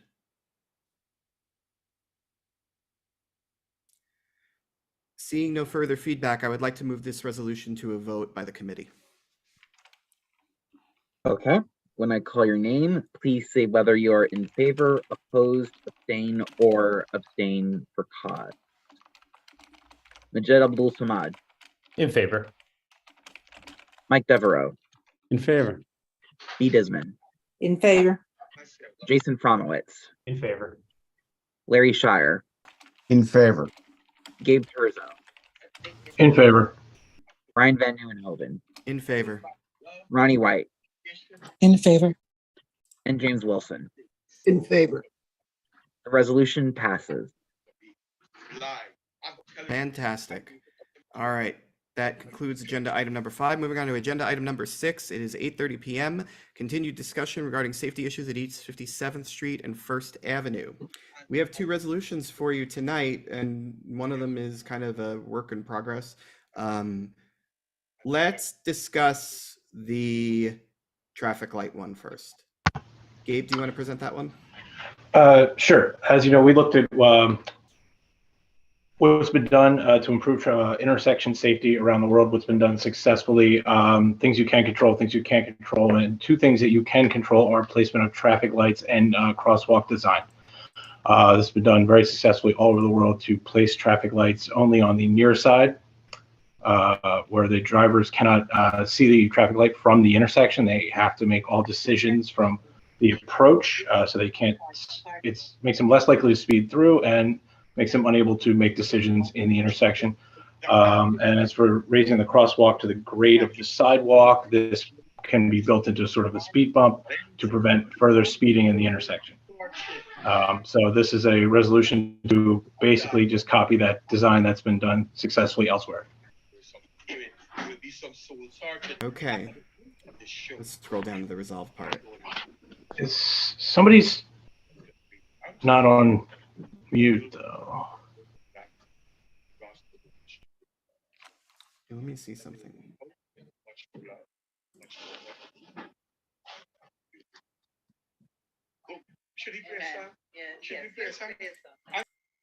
All right, I think I nailed it. Majed, you have the floor. Yeah, so thank you for drafting this. I'm completely in favor of all of it. I do have a question though about the raised crossing. That is not a technique that's not a traffic calming approach that DOT does on avenues, mainly because they're emergency routes. And this, I'm not gonna say use the excuse. The justification is that it does create delay in emergency response time, whether for emergency vehicles or otherwise. So I'm just curious if you've looked into this and whether there's a precedent of DOT doing this. And again, I am in favor of it, but that is a concern. It's Colleen. It's Colleen. I don't mean to interject, but save that thought because I do have an update about raised crosswalk when you're finished. Okay. Gabe or anybody else from the working group have feedback on that? Yeah, I mean, our thought was, I'm sorry, my dog is freaking out here. Yeah, our thought on that was that we're sort of asking for the world we want to build, right? And we're going to get all sorts of pushback of why we can't do it. But we want to set the guidelines for what we want to see. I mean, I'm at this intersection frequently, and people do get hit there with a, kind of uncomfortable frequency so we want them to at least study the feasibility of it. If the final outcome is that they can only raise the crosswalks on the 57th Street side, but not going directly northbound, okay, at least we move the Overton window a little bit into a design that, again, has been successful elsewhere in the world. Like, we're not traffic engineers, we're the community board. And I think within that scope of viewing it in that spirit, we thought it was okay to ask for this. Okay. Does anyone else have any feedback, or does anyone have a motion regarding this resolution? Majed? So I'm actually curious to hear from Colleen, but Gabe, from my experience in street design, I would say maybe a more digestible suggestion to DOT would be to incorporate speed cushions, which are basically speed humps that are narrow enough that vehicles have to mount on them with both wheels, but trucks, which have wider access, can just go through without having to slow down. So that's an advantage for emergency vehicles, and all cars have to slow down. Just a thought.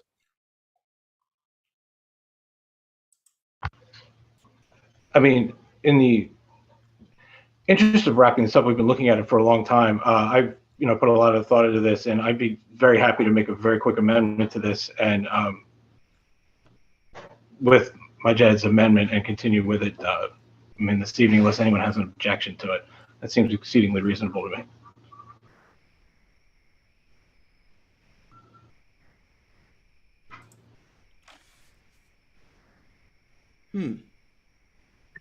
The only question I have is just in terms of the language of the amendment and where this would be placed.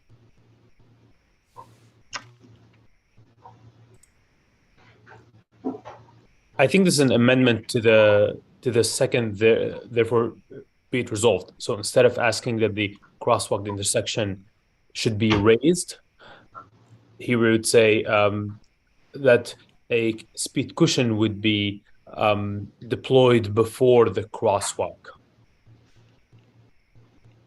So that and I can write the language. And Colleen, if any of this is not making sense, please do interrupt us. Yeah, if you could write the language, Majed, in the chat, just so that I make sure that everyone's on the same page.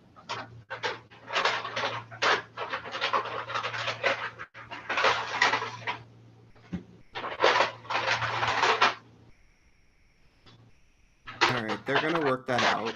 Majed, you have the floor. You have your hand raised? Oh, sorry, no, let me lower. All right.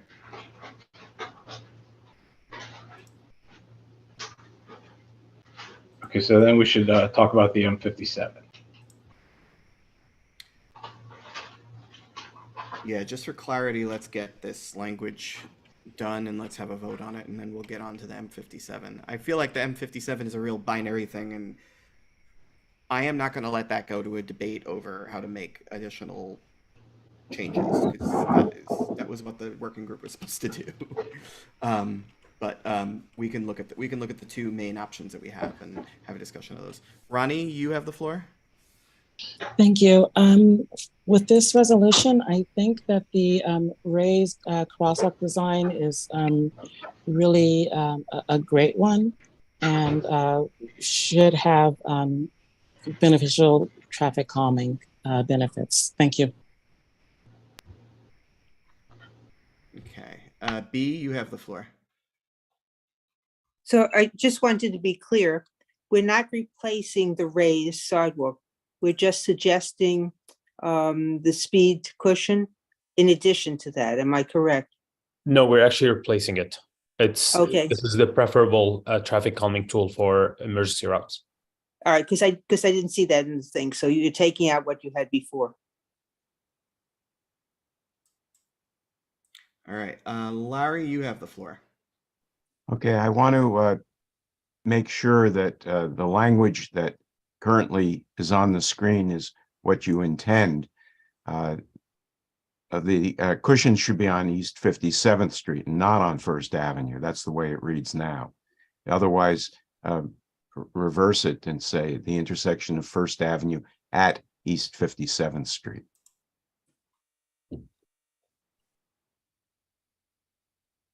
And I think the intention is for the speed cushions to be deployed on basically three sides of East 52nd, and two are the problematic ones: the First Avenue side and the east side. Well, basically 57th, but to the west of First Avenue. But you don't need it after the intersection on First Avenue because there's no traffic coming in that direction. So basically, we're asking for it on both sides of the intersection, First Avenue and 57th. And Right. correct me if that's wrong. Right. So it should then say after crosswalks on three sides of the intersection.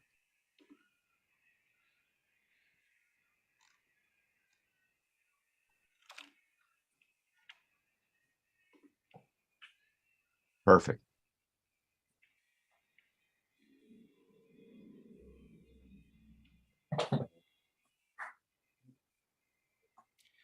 Okay, with these edits applied to the draft resolution, does anyone have a motion in regards to this? Larry?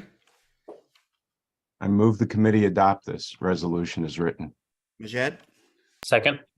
All right, we are moving into debate to adopt this resolution as written. Brian, can I ask a quick question? I'm sorry. Yeah, you can. Was there something that Colleen wanted to say about raised sidewalks before we, or should we? No, your stuff is fine. I'm gonna talk about raised sidewalk in my update. Okay, Thank you, though. thank you. Okay. Does anyone have any debate points or amendments for this resolution?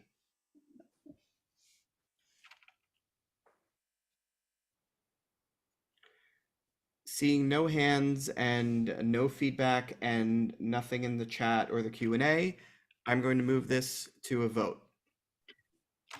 Okay, committee members, when I call your names, please say whether you are in favor, opposed, abstain, or abstain for cause. Majed Abdul Samad, In favor. Mike Devereaux, In favor. Bee Bisman, In favor. Jason Fromowitz, In favor. Larry Shire, In favor. Gabe Terzo, In favor. Brian Van Nieuwenhoven, In favor. Ronnie White, In favor. and James Wilson.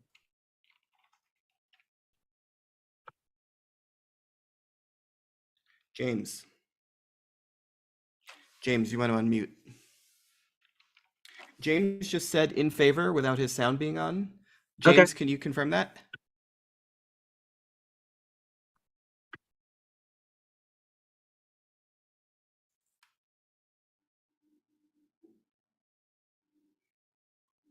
Brendan, how do you want to proceed?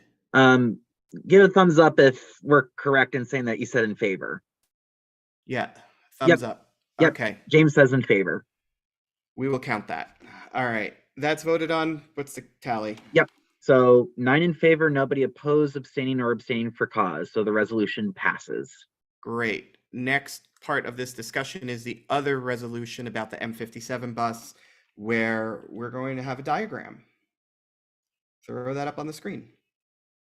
Okay, just give me a moment.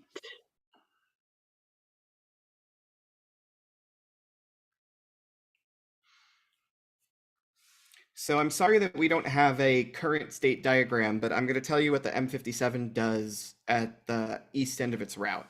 As it approaches the East River, it makes a left turn onto First Avenue, goes up to 60th Street, and has a layover on 60th Street. When it's done with the layover, it goes across York Avenue, Sutton Place, down to 55th Street, and then turns down 55th, and then makes a stop, apparently, on the 55th Street side, which we noticed from some street view photos today. And we have not, I mean, we've been having this discussion this whole time, even with walkthroughs, thinking that the bus stop was actually on the First Avenue side. Regardless, we're going to recommend, if we keep the bus on 55th Street, to keep the stop on 55th Street permanently, even if it's a temporary stop now. But anyway, after 55th, it makes Brian, another. it's not temporary, just interrupt. It's been there for a decade. Okay, so then why are we saying the buses are having a hard time making the left turn and getting across traffic? They should make the left turn with 55th Street and end up on the left side of First Avenue from the very beginning. There should be no problems with them turning from the outer lanes, right? Well, it's driver preference. You see major differences because I take that bus. Sometimes I wind up on the outer lane, sometimes I wind up in the middle lane. It's what the route is that the bus driver is taking. I think we can address that with MTA and New York City Transit as a separate matter, but okay, it's good to know where we're at with this. So the bus makes a left turn on the first and then makes a right turn. No, okay, so just to re-describe, the bus coming eastbound makes a left turn on the First Avenue, makes a right turn on the 60th, has a layover, makes a right turn on New York, which turns into Sutton, makes a right turn on the 55th, addresses a bus stop on East 55th, makes a right turn on the First Avenue, and then makes a left turn from First Avenue back onto 57th Street to head toward the western part of its route. That is the way that it normally is. We have two options about how we would want to proceed. One is to simplify the routing by making the M57 make a right turn directly on the East 57th, eliminating the 55th Street stop. The other option that we have is to have the bus continue straight on East 57th Street past First Avenue, have a layover right before it hits Sutton Place, then make the 3 right turns in the left onto First Avenue. Those are pretty much our options. We would not really consider any other routing. We do not have at this time any feedback about why there is a layover on East 60th Street, because there really isn't anything over there transit-wise. There's no subway connection. There's no connection to the Roosevelt Island tram. We think, the buses aren't supposed to be running at the layover anyway, so they should be able to safely park on East 57th Street. We don't have a representative from New York City Transit here tonight to explain any of the thinking. Colleen, can you weigh in? Do you know anything about this off the top of your head? No, I don't. You would have to check in with New York City Transit on their route. Okay. I just think that the way that this ends up with the M57 going anywhere but 57th Street seems a little insane to me, but the committee can discuss it as they like. Larry, you have the floor. I don't have any personal knowledge of this, but the way it seems to be is intended to provide bus stops along Sutton Place for as long a stretch as it's feasible to do so, from 60th Street down to 55th Street. So people from 60th would have to walk to 57th, and people from north of 60th would have a little bit of a hike to get to a bus stop that's now going to be an additional 3 blocks away. But there's no other bus that makes that loop or anything like that? Okay, there's that, and it's also that people who work in the buildings along Sutton Place have a bus stop that's convenient to them, where they can pick up the bus to either go to work or leave. I'm not aware of any other bus routes on Sutton Place. Okay, Michael, you have the floor. Thank you, Brian. One of the biggest things I want to say is that the most dangerous turn in this whole bus route is the one coming from First Avenue, turning left onto 57th Street. One of the most challenging, when you're a bus and you have to get into there's 2 turning lanes there, so they'd have to be in the right lane. Now you're turning and there's cars coming too, and so you have to turn wide. There's bikes going north on the bike lane. There's people in the 3rd lane that shouldn't be turning that are turning also. The M23 bus has 1 turning lane. It's a accordion bus, but it has 1 turning lane, so everyone follows. There's no fighting to get across the turn. I feel like that's the most dangerous turn, and getting rid of that is going to make this route a lot safer. I know it's going to inconvenience people from 55th Street having to walk 2 blocks. I think it's a small ask to maybe save lives or stop injuries, because I think when you really look at it, we're trying to make it safe, and making a left on the 57th Street from First Avenue is the most unsafe turn on this whole bus route. So by eliminating it, I think it makes a safer route. Okay, Gabe, you're next. Then B, then Um, Larry. Then, unless you have something to say that is like totally new, we're gonna cut off debate. We're gonna kind of have a hand vote on these two options. Gabe, you go next. Okay, so yeah, a couple of things. So to Larry's point, there is the M31, which goes up and down York, and so the option one route east. The option one allows for duplicate stops, right? Option two would the option two route is not duplicated by the M31. So that's the con of option two vis-a-vis option one. However, the pro of option one compared to option two is road safety. And so I think whenever you redesign and rationalize a bus stop, someone's going to win and someone's going to lose.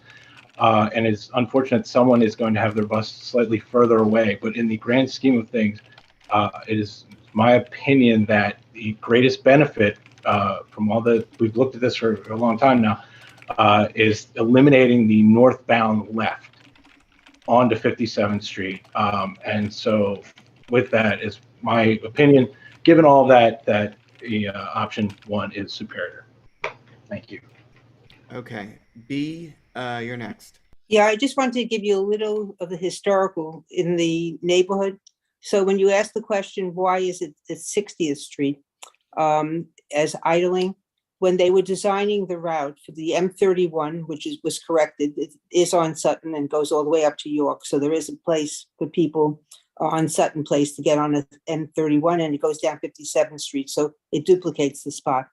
But there was a big discussion about where the buses should idle. And there were recommendations that the buses should idle on 55th Street.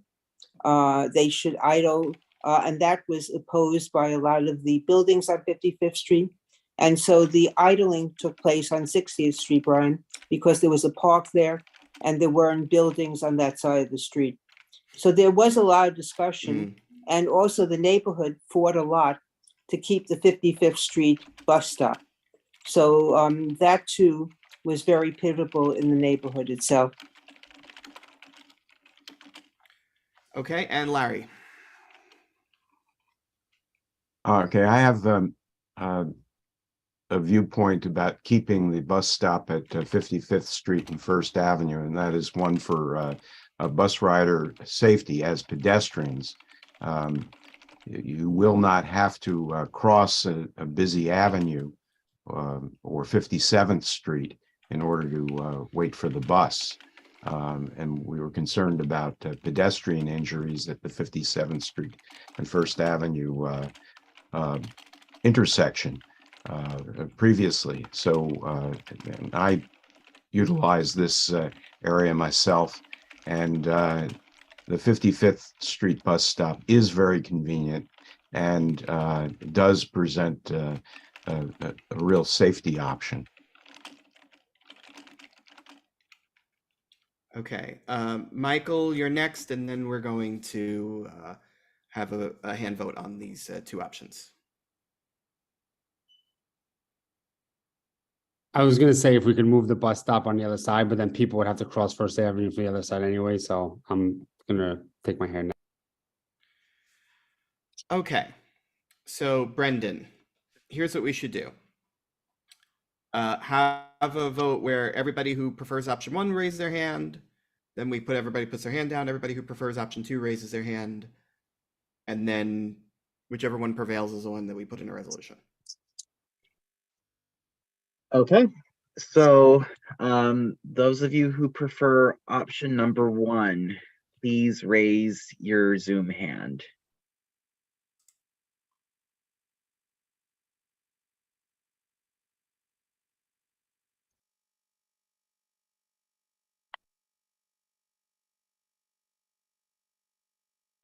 Gonna give a couple more seconds.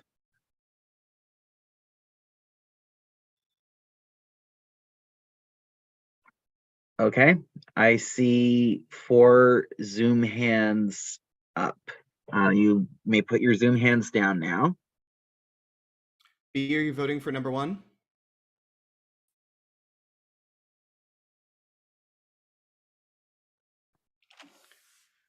B. Here, let me Yeah, you have your hand up, B. Should I recognize you or were you voting?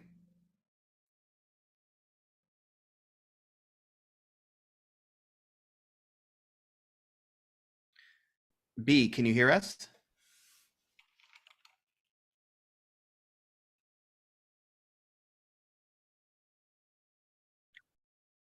Why Okay, don't I'm we not. just go ahead with the second option vote? Okay. If you prefer option number 2, please raise your Zoom hand.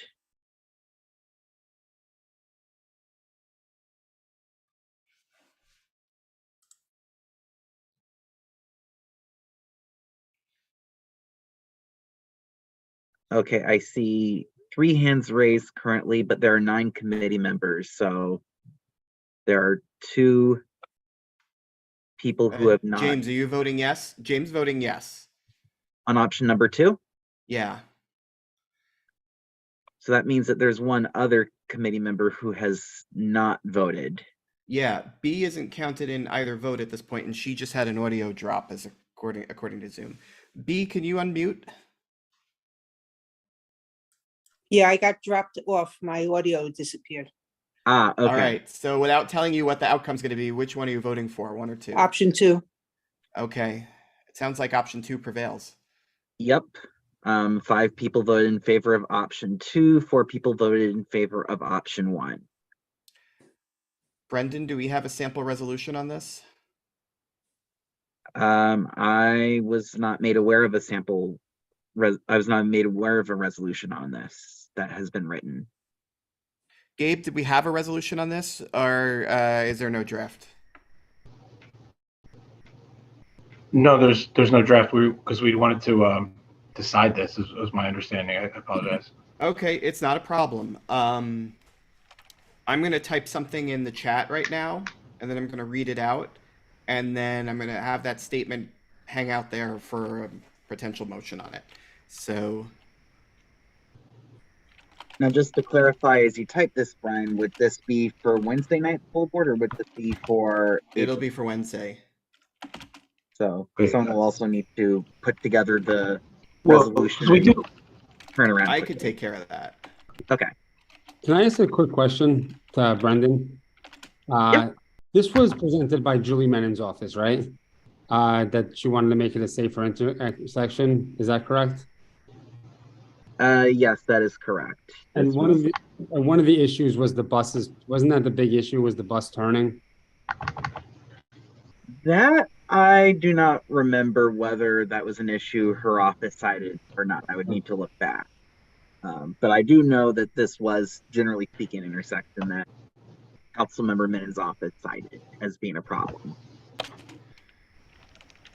I'm sorry, Brian. I do have a draft. It just doesn't have the final designation on it. I can include it in the chat. We just need to Don't change worry the about that, 'cause decision I'm we just made. writing out a resolved part. It connects with Sutton Place at...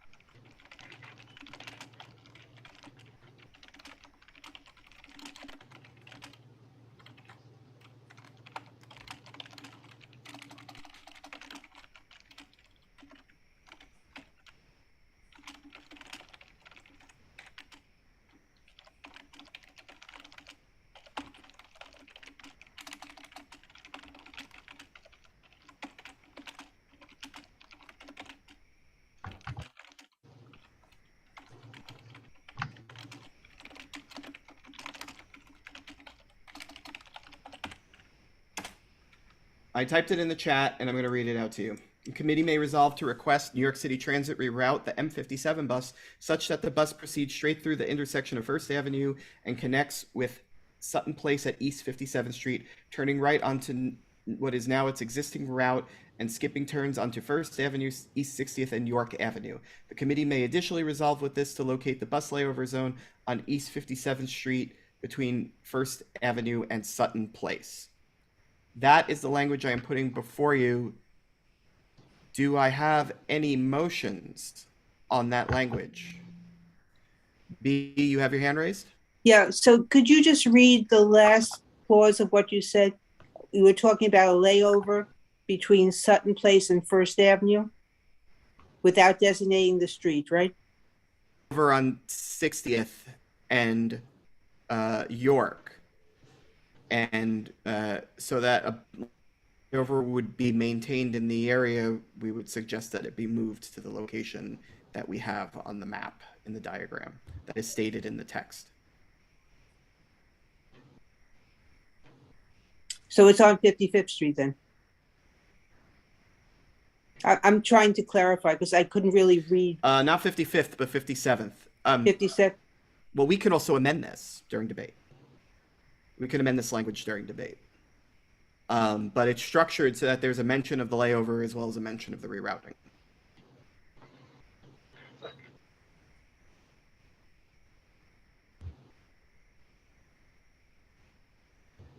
Brendan, you have your hand raised? Yeah, just as a point of clarity, isn't the proposal to go with option number 2, which would reroute it to East 55th Street? Right, and it's like kind of the existing route part of it. Yeah, just wanted a point of clarity there. Yes. So the That is layover would be on 55th Street? No, it would be on 57th at this point, but we could change that up. Do we historically want it on based on 55th Street based on our conversations that we just had? We could amend that if we want to. What's on 57th Street that it's going to idle in front of? Because you're going to get a lot of complaints. If 60th Street was a quiet street and that's the reason why they were idling there, I feel like you're going to get a lot of pushback on either 57th or 55th for idling buses. Okay, so I'm going to copy and paste this with updated language because I get the feeling after our conversation that we should ignore the diagram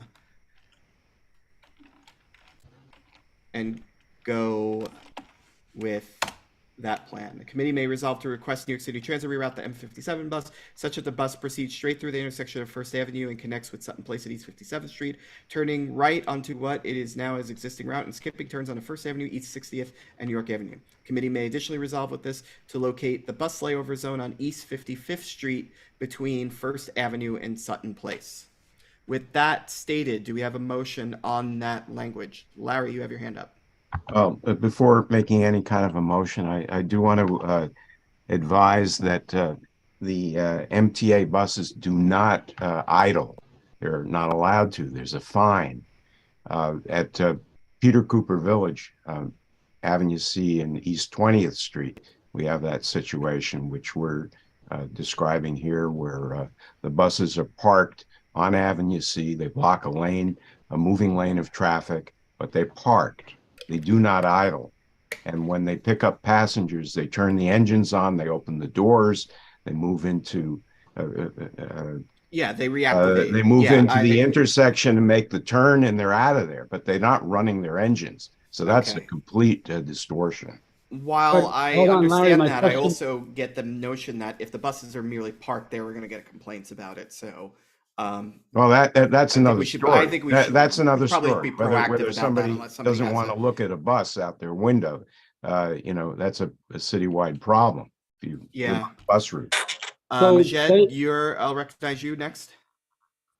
Yeah, so actually, just as a correction, currently the buses, Larry, while they're not idling, they are stopping because at the end of the line. So, and currently they stop on York, not on 60th, and this is what the street view looks like. So with that in mind, they need a place, even if it's whatever 15-minute layover or whatever break the driver gets. 55th definitely does not have the capacity. I spent some time there, actually lived around there for a couple of years, and I know how. I mean, there's first there's there's protected bike lane there. I really don't think we can recommend that the buses can stop at any point in that street. And therefore, if this is not resolved, I don't know if we should maybe hold off till next month until we resolve this a little further. I mean, we just have to either we can pick a spot for a layover, or we can leave a layover out of the resolution. Maybe if we leave the layover out of the resolution, might be better. So we're not just picking something that DOT otherwise would put more thought into. All right. I'm going to update this language real quick. Hold on one second. I'm going to paste it in the chat. What I'm pasting in chat is this. The committee may resolve to request New York City Transit reroute the M57 bus such that the bus proceeds straight through the intersection of First Avenue and connects with Sutton Place at East 57th Street, turning right onto what is now its existing route and skipping turns on the First Avenue, East 60th, and York Avenue. It ends there with no mention of a bus layover. Michael, you're next.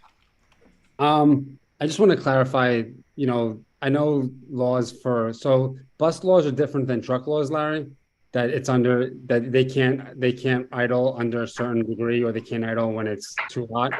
So they're not allowed to buses. Is that New York City law?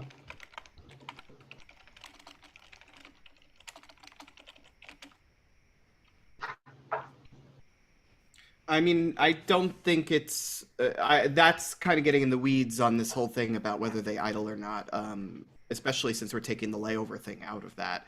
And we're recommending this to make the turn on, the turns in the situation on 57th and 1st safer, which I think is a higher priority than drilling down on this thing. I think we can move on this, or I think we could proceed with discussion without talking about whether there's an idling law or not, but we can look into this for further committee discussion at another point while continuing to focus on this agenda item. And the question, one quick question. Is the turn from, if you're traveling on the bus and going east on 57th, making the left on the First Avenue, is that a real unsafe turn? If it's just one vehicle allowed to make the turn at a time? It's actually 2 turn lanes. And that's a problem. DOT is trying to shove a lot of people through that intersection. And as I believe, the north crosswalk on that intersection is where the most injuries occur, because there's no dedicated turn phase and the cars that are making the left turn are competing with oncoming traffic. So if they floor it through there and they don't see a pedestrian, the pedestrian just goes right under the wheel. Could they get a green arrow then? Could that be one suggestion, have a green arrow? I mean, again, we had this working group for months, and I don't think that was a conclusion that we came to as a potential resolution for this kind of thing, or a potential solution. Can I make an amendment to place a green arrow on 57th Street to make the left turn? If the buses are going to be sticking to having that left turn, and that's a dangerous intersection? Well, we're going with the plan to not have them make any turn there whatsoever. They'll just be going straight through. And That's then it would be true. passenger cars from the Queensboro Bridge making most of those left turns. They'd still be making the left on 57th Street. Yeah, and while we're not prescribed for making additional recommendations and discussing them as a committee, we're limited in what we could discuss tonight, and we hadn't discussed that quite seriously as part of the working group. And I am trying to disband this working group so I could form a new working group or two after this. B, you have the floor next. Yeah, so I think your solution of not mentioning the layover is good, because I think the MTA will have to look at the rerouting anyway, and they'll have to come back with a proposal. And we could always take that up at another time. I think that adds more controversy when we're at the meeting. Okay. I'll get to you, Gabe, next, because James is raising his hand and he kind of snuck in there. James, yeah, you're still muted. James, we can't hear you. James, when you get your audio thing, I'll recognize you. We'll deal with that. Gabe, you go next. We do have whereas clauses. We did have a draft. It was actually for option 2. It was sent out to the working group a couple of days ago. I just want to include all the whereas clauses so it looks familiar to the board when we vote on it. Yeah, we'll do that. We're going to adopt your resolution, and we're going to put this as the resolved clause at the end, and we'll tidy it up. And that's a good enough process for us to get it to Wednesday's meeting, because the resolved is the real meat, and we're just affirming that. Got it. James wanted to talk, and he's getting some technical support now, and I'll give that a second. Does anybody else have any other feedback on this particular thing? All right, James? Yes. Can you hear me? Yes. Good. I have some information about the bus stop at 60th and York Avenue. Yes. That's under the 59th Street Bridge. There's a tennis club there, and that's the reason for that bus stopping there. Okay. Do I have a motion in regards to what I have put in the chat and what I've stated as a potential resolution for our committee? I also have Gabe, just as a note, I have Gabe's draft displayed. Yeah.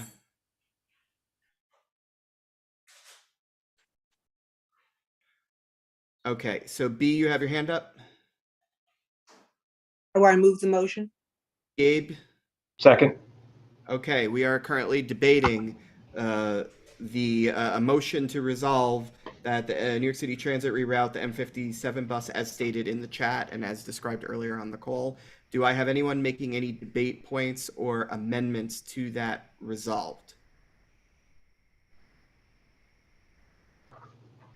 Seeing no further debate, we will have a vote on the motion.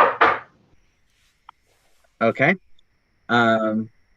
So when I call your name, please say whether you are in favor, oppose, abstain, or abstain for cause. Majed Abdul Samad. In favor. Mike Devereaux. Opposed. B. Disman. In favor. Jason Fromowitz. In favor. Larry Shire. In favor. Gabe Terzo. In favor. Brian Van Nieuwenhoven. In favor. Ronnie White. In favor. And James Wilson. In favor. With 8 in favor, 1 opposed, no abstentions, and no abstentions for cause, the resolution passes. Just one quick question. Will we be using more or less the draft that Gabe wrote?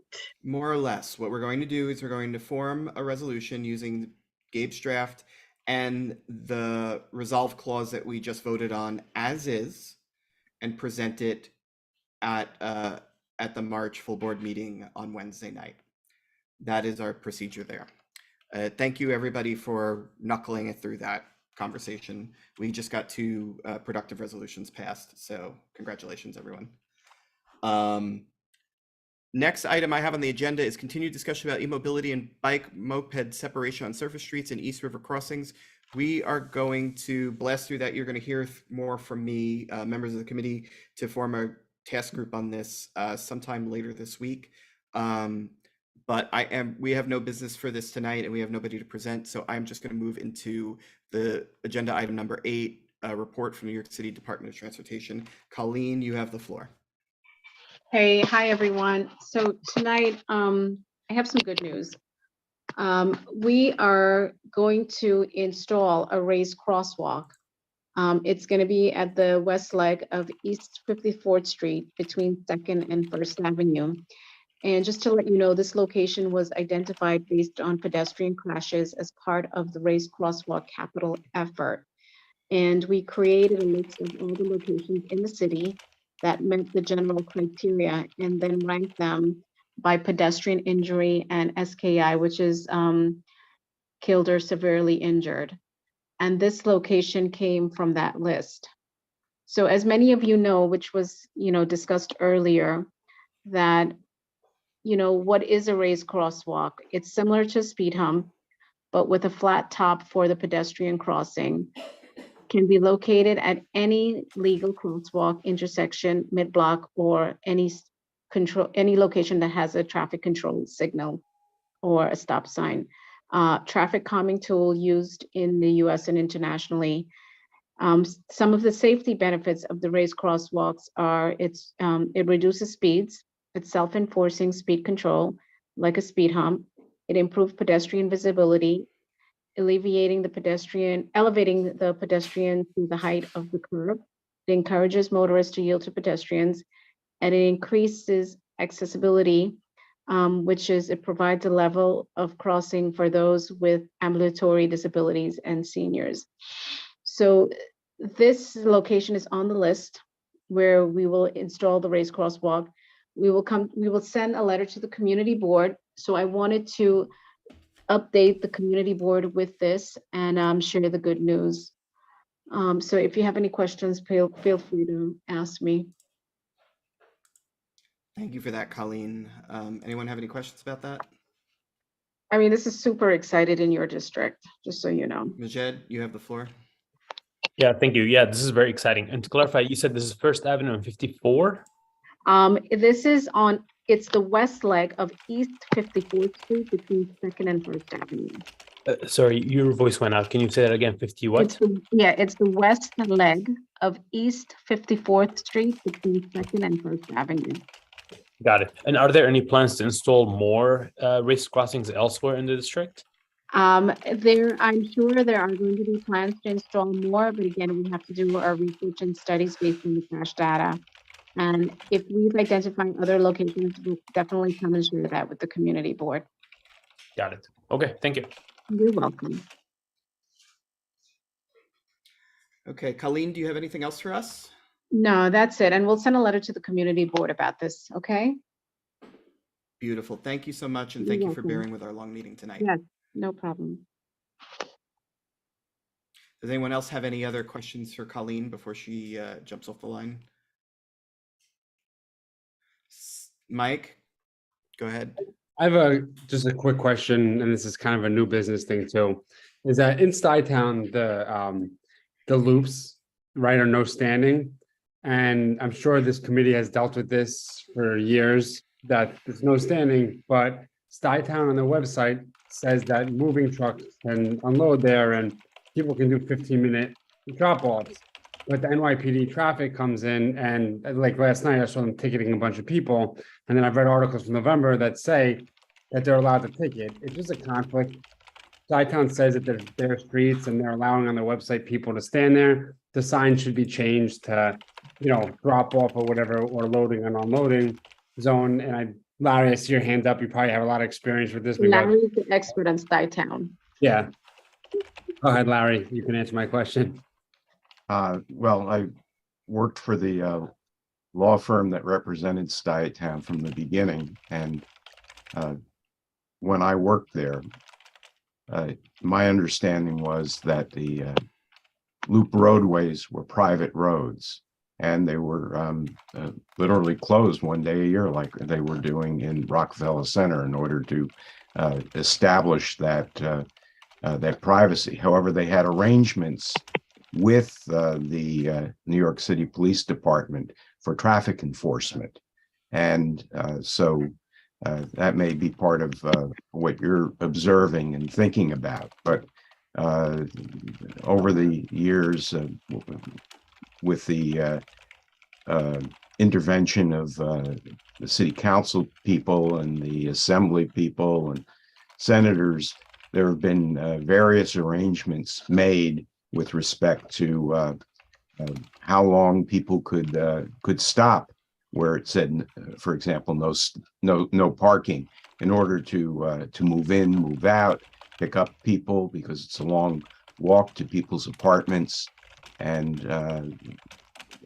to varying degrees, those rules were enforced.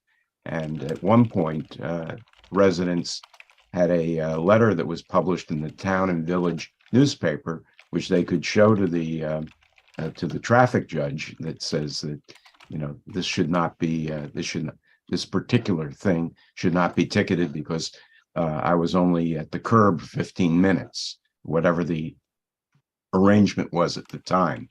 So I don't know what the current arrangements are, but that is a little bit of history. And that's just the issue. It's almost like if we could call Stuytown in, it's just not right, because the NYPD, supersedes Stuytown. So they give a ticket, you're not going to be able to fight it. And that's the answer I was giving last night, is that it does say no standing. If there's no standing, you're not allowed to stand. Even if Stuytown allows on their website 15 minutes, it's still DOT sign, and the NYPD can enforce there. And whatever the agreement is, it takes one person, one traffic agent, to come in and start ticketing everybody. I think it's at a point where they have to put something in there. Yeah, no, Michael. Well, I mean, these are the signs private have been drives for changed Stuytown, over the right? years. Yeah. The no standing Yeah, I mean, is we more can- recent. We could have an That's fine. offline further conversation about this. I don't want the meeting to keep going on this particular item, because we can kind of discuss and maybe even have a little bit of a back and forth. I think next month we're gonna have a lighter agenda, but this is not an emergency and we're kind of running late. So I got you, Ryan. I want to curtail this conversation for now, especially because it's not on city property. But I do know those are DOT signs, so it's a confusing issue. Colleen, I don't think that involves Colleen, and Colleen's off the line, so we're going to move the agenda into my chair's report, and I do have a couple of things that I'm going to try to report on really quickly. First of all, we need a volunteer for the resolution for SVA Way, the street co-naming that we had earlier in the conversation. Do I have someone who can write up a resolution for that? All right, Gabe, you got it. Thank you. And of course, That this was is an for important little April, not for piece of March. business for us to take care of. So we already did the East River Greenway crash. So I had that on my chair's report, but we're not going to talk about that anymore. So there is one other item. I talked with Matt Roberts about this. He's not at the meeting tonight. He's concerned about it. And I just wanted to let you know what we looked into. MTA and New York City Transit reached out to us because they're rehabilitating the 63rd Street tunnel and limiting F train service to a rerouting when they're working on it. And that work is going to go on for a while. That's outside of our district, but the rerouting they're going to do is run the F train through the 53rd Street tunnel, which is in our district. The impact that we'll have is that on most hours, it will not change service for the other train lines that go through that tunnel. During rush hours, some select E and M trains will be replaced in their slots by F trains so that all the trains can get through the tunnel because it has limited capacity as a 2-track tunnel. So that means that passengers at 53rd Street who are looking to utilize E and M services may have to wait slightly longer for a train only during rush hours. We tried to get some conversation and schedule back from MTA on this. We did not hear anything back. We did not put this matter on our agenda simply because we were not going to vote for them to not do work on the 63rd Street tunnel. You know, we don't really think we have much of a choice in the matter, but I wanted to talk about this because it was communicated to us and it does have a somewhat limited but notable impact. There it is. That is the end of my chair's report. Any old or new business? Do I see a motion to adjourn? Majed. Motion to adjourn. Okay. I don't think anyone objects to that. See no objections. You're out of Second. here at 9:20 p.m.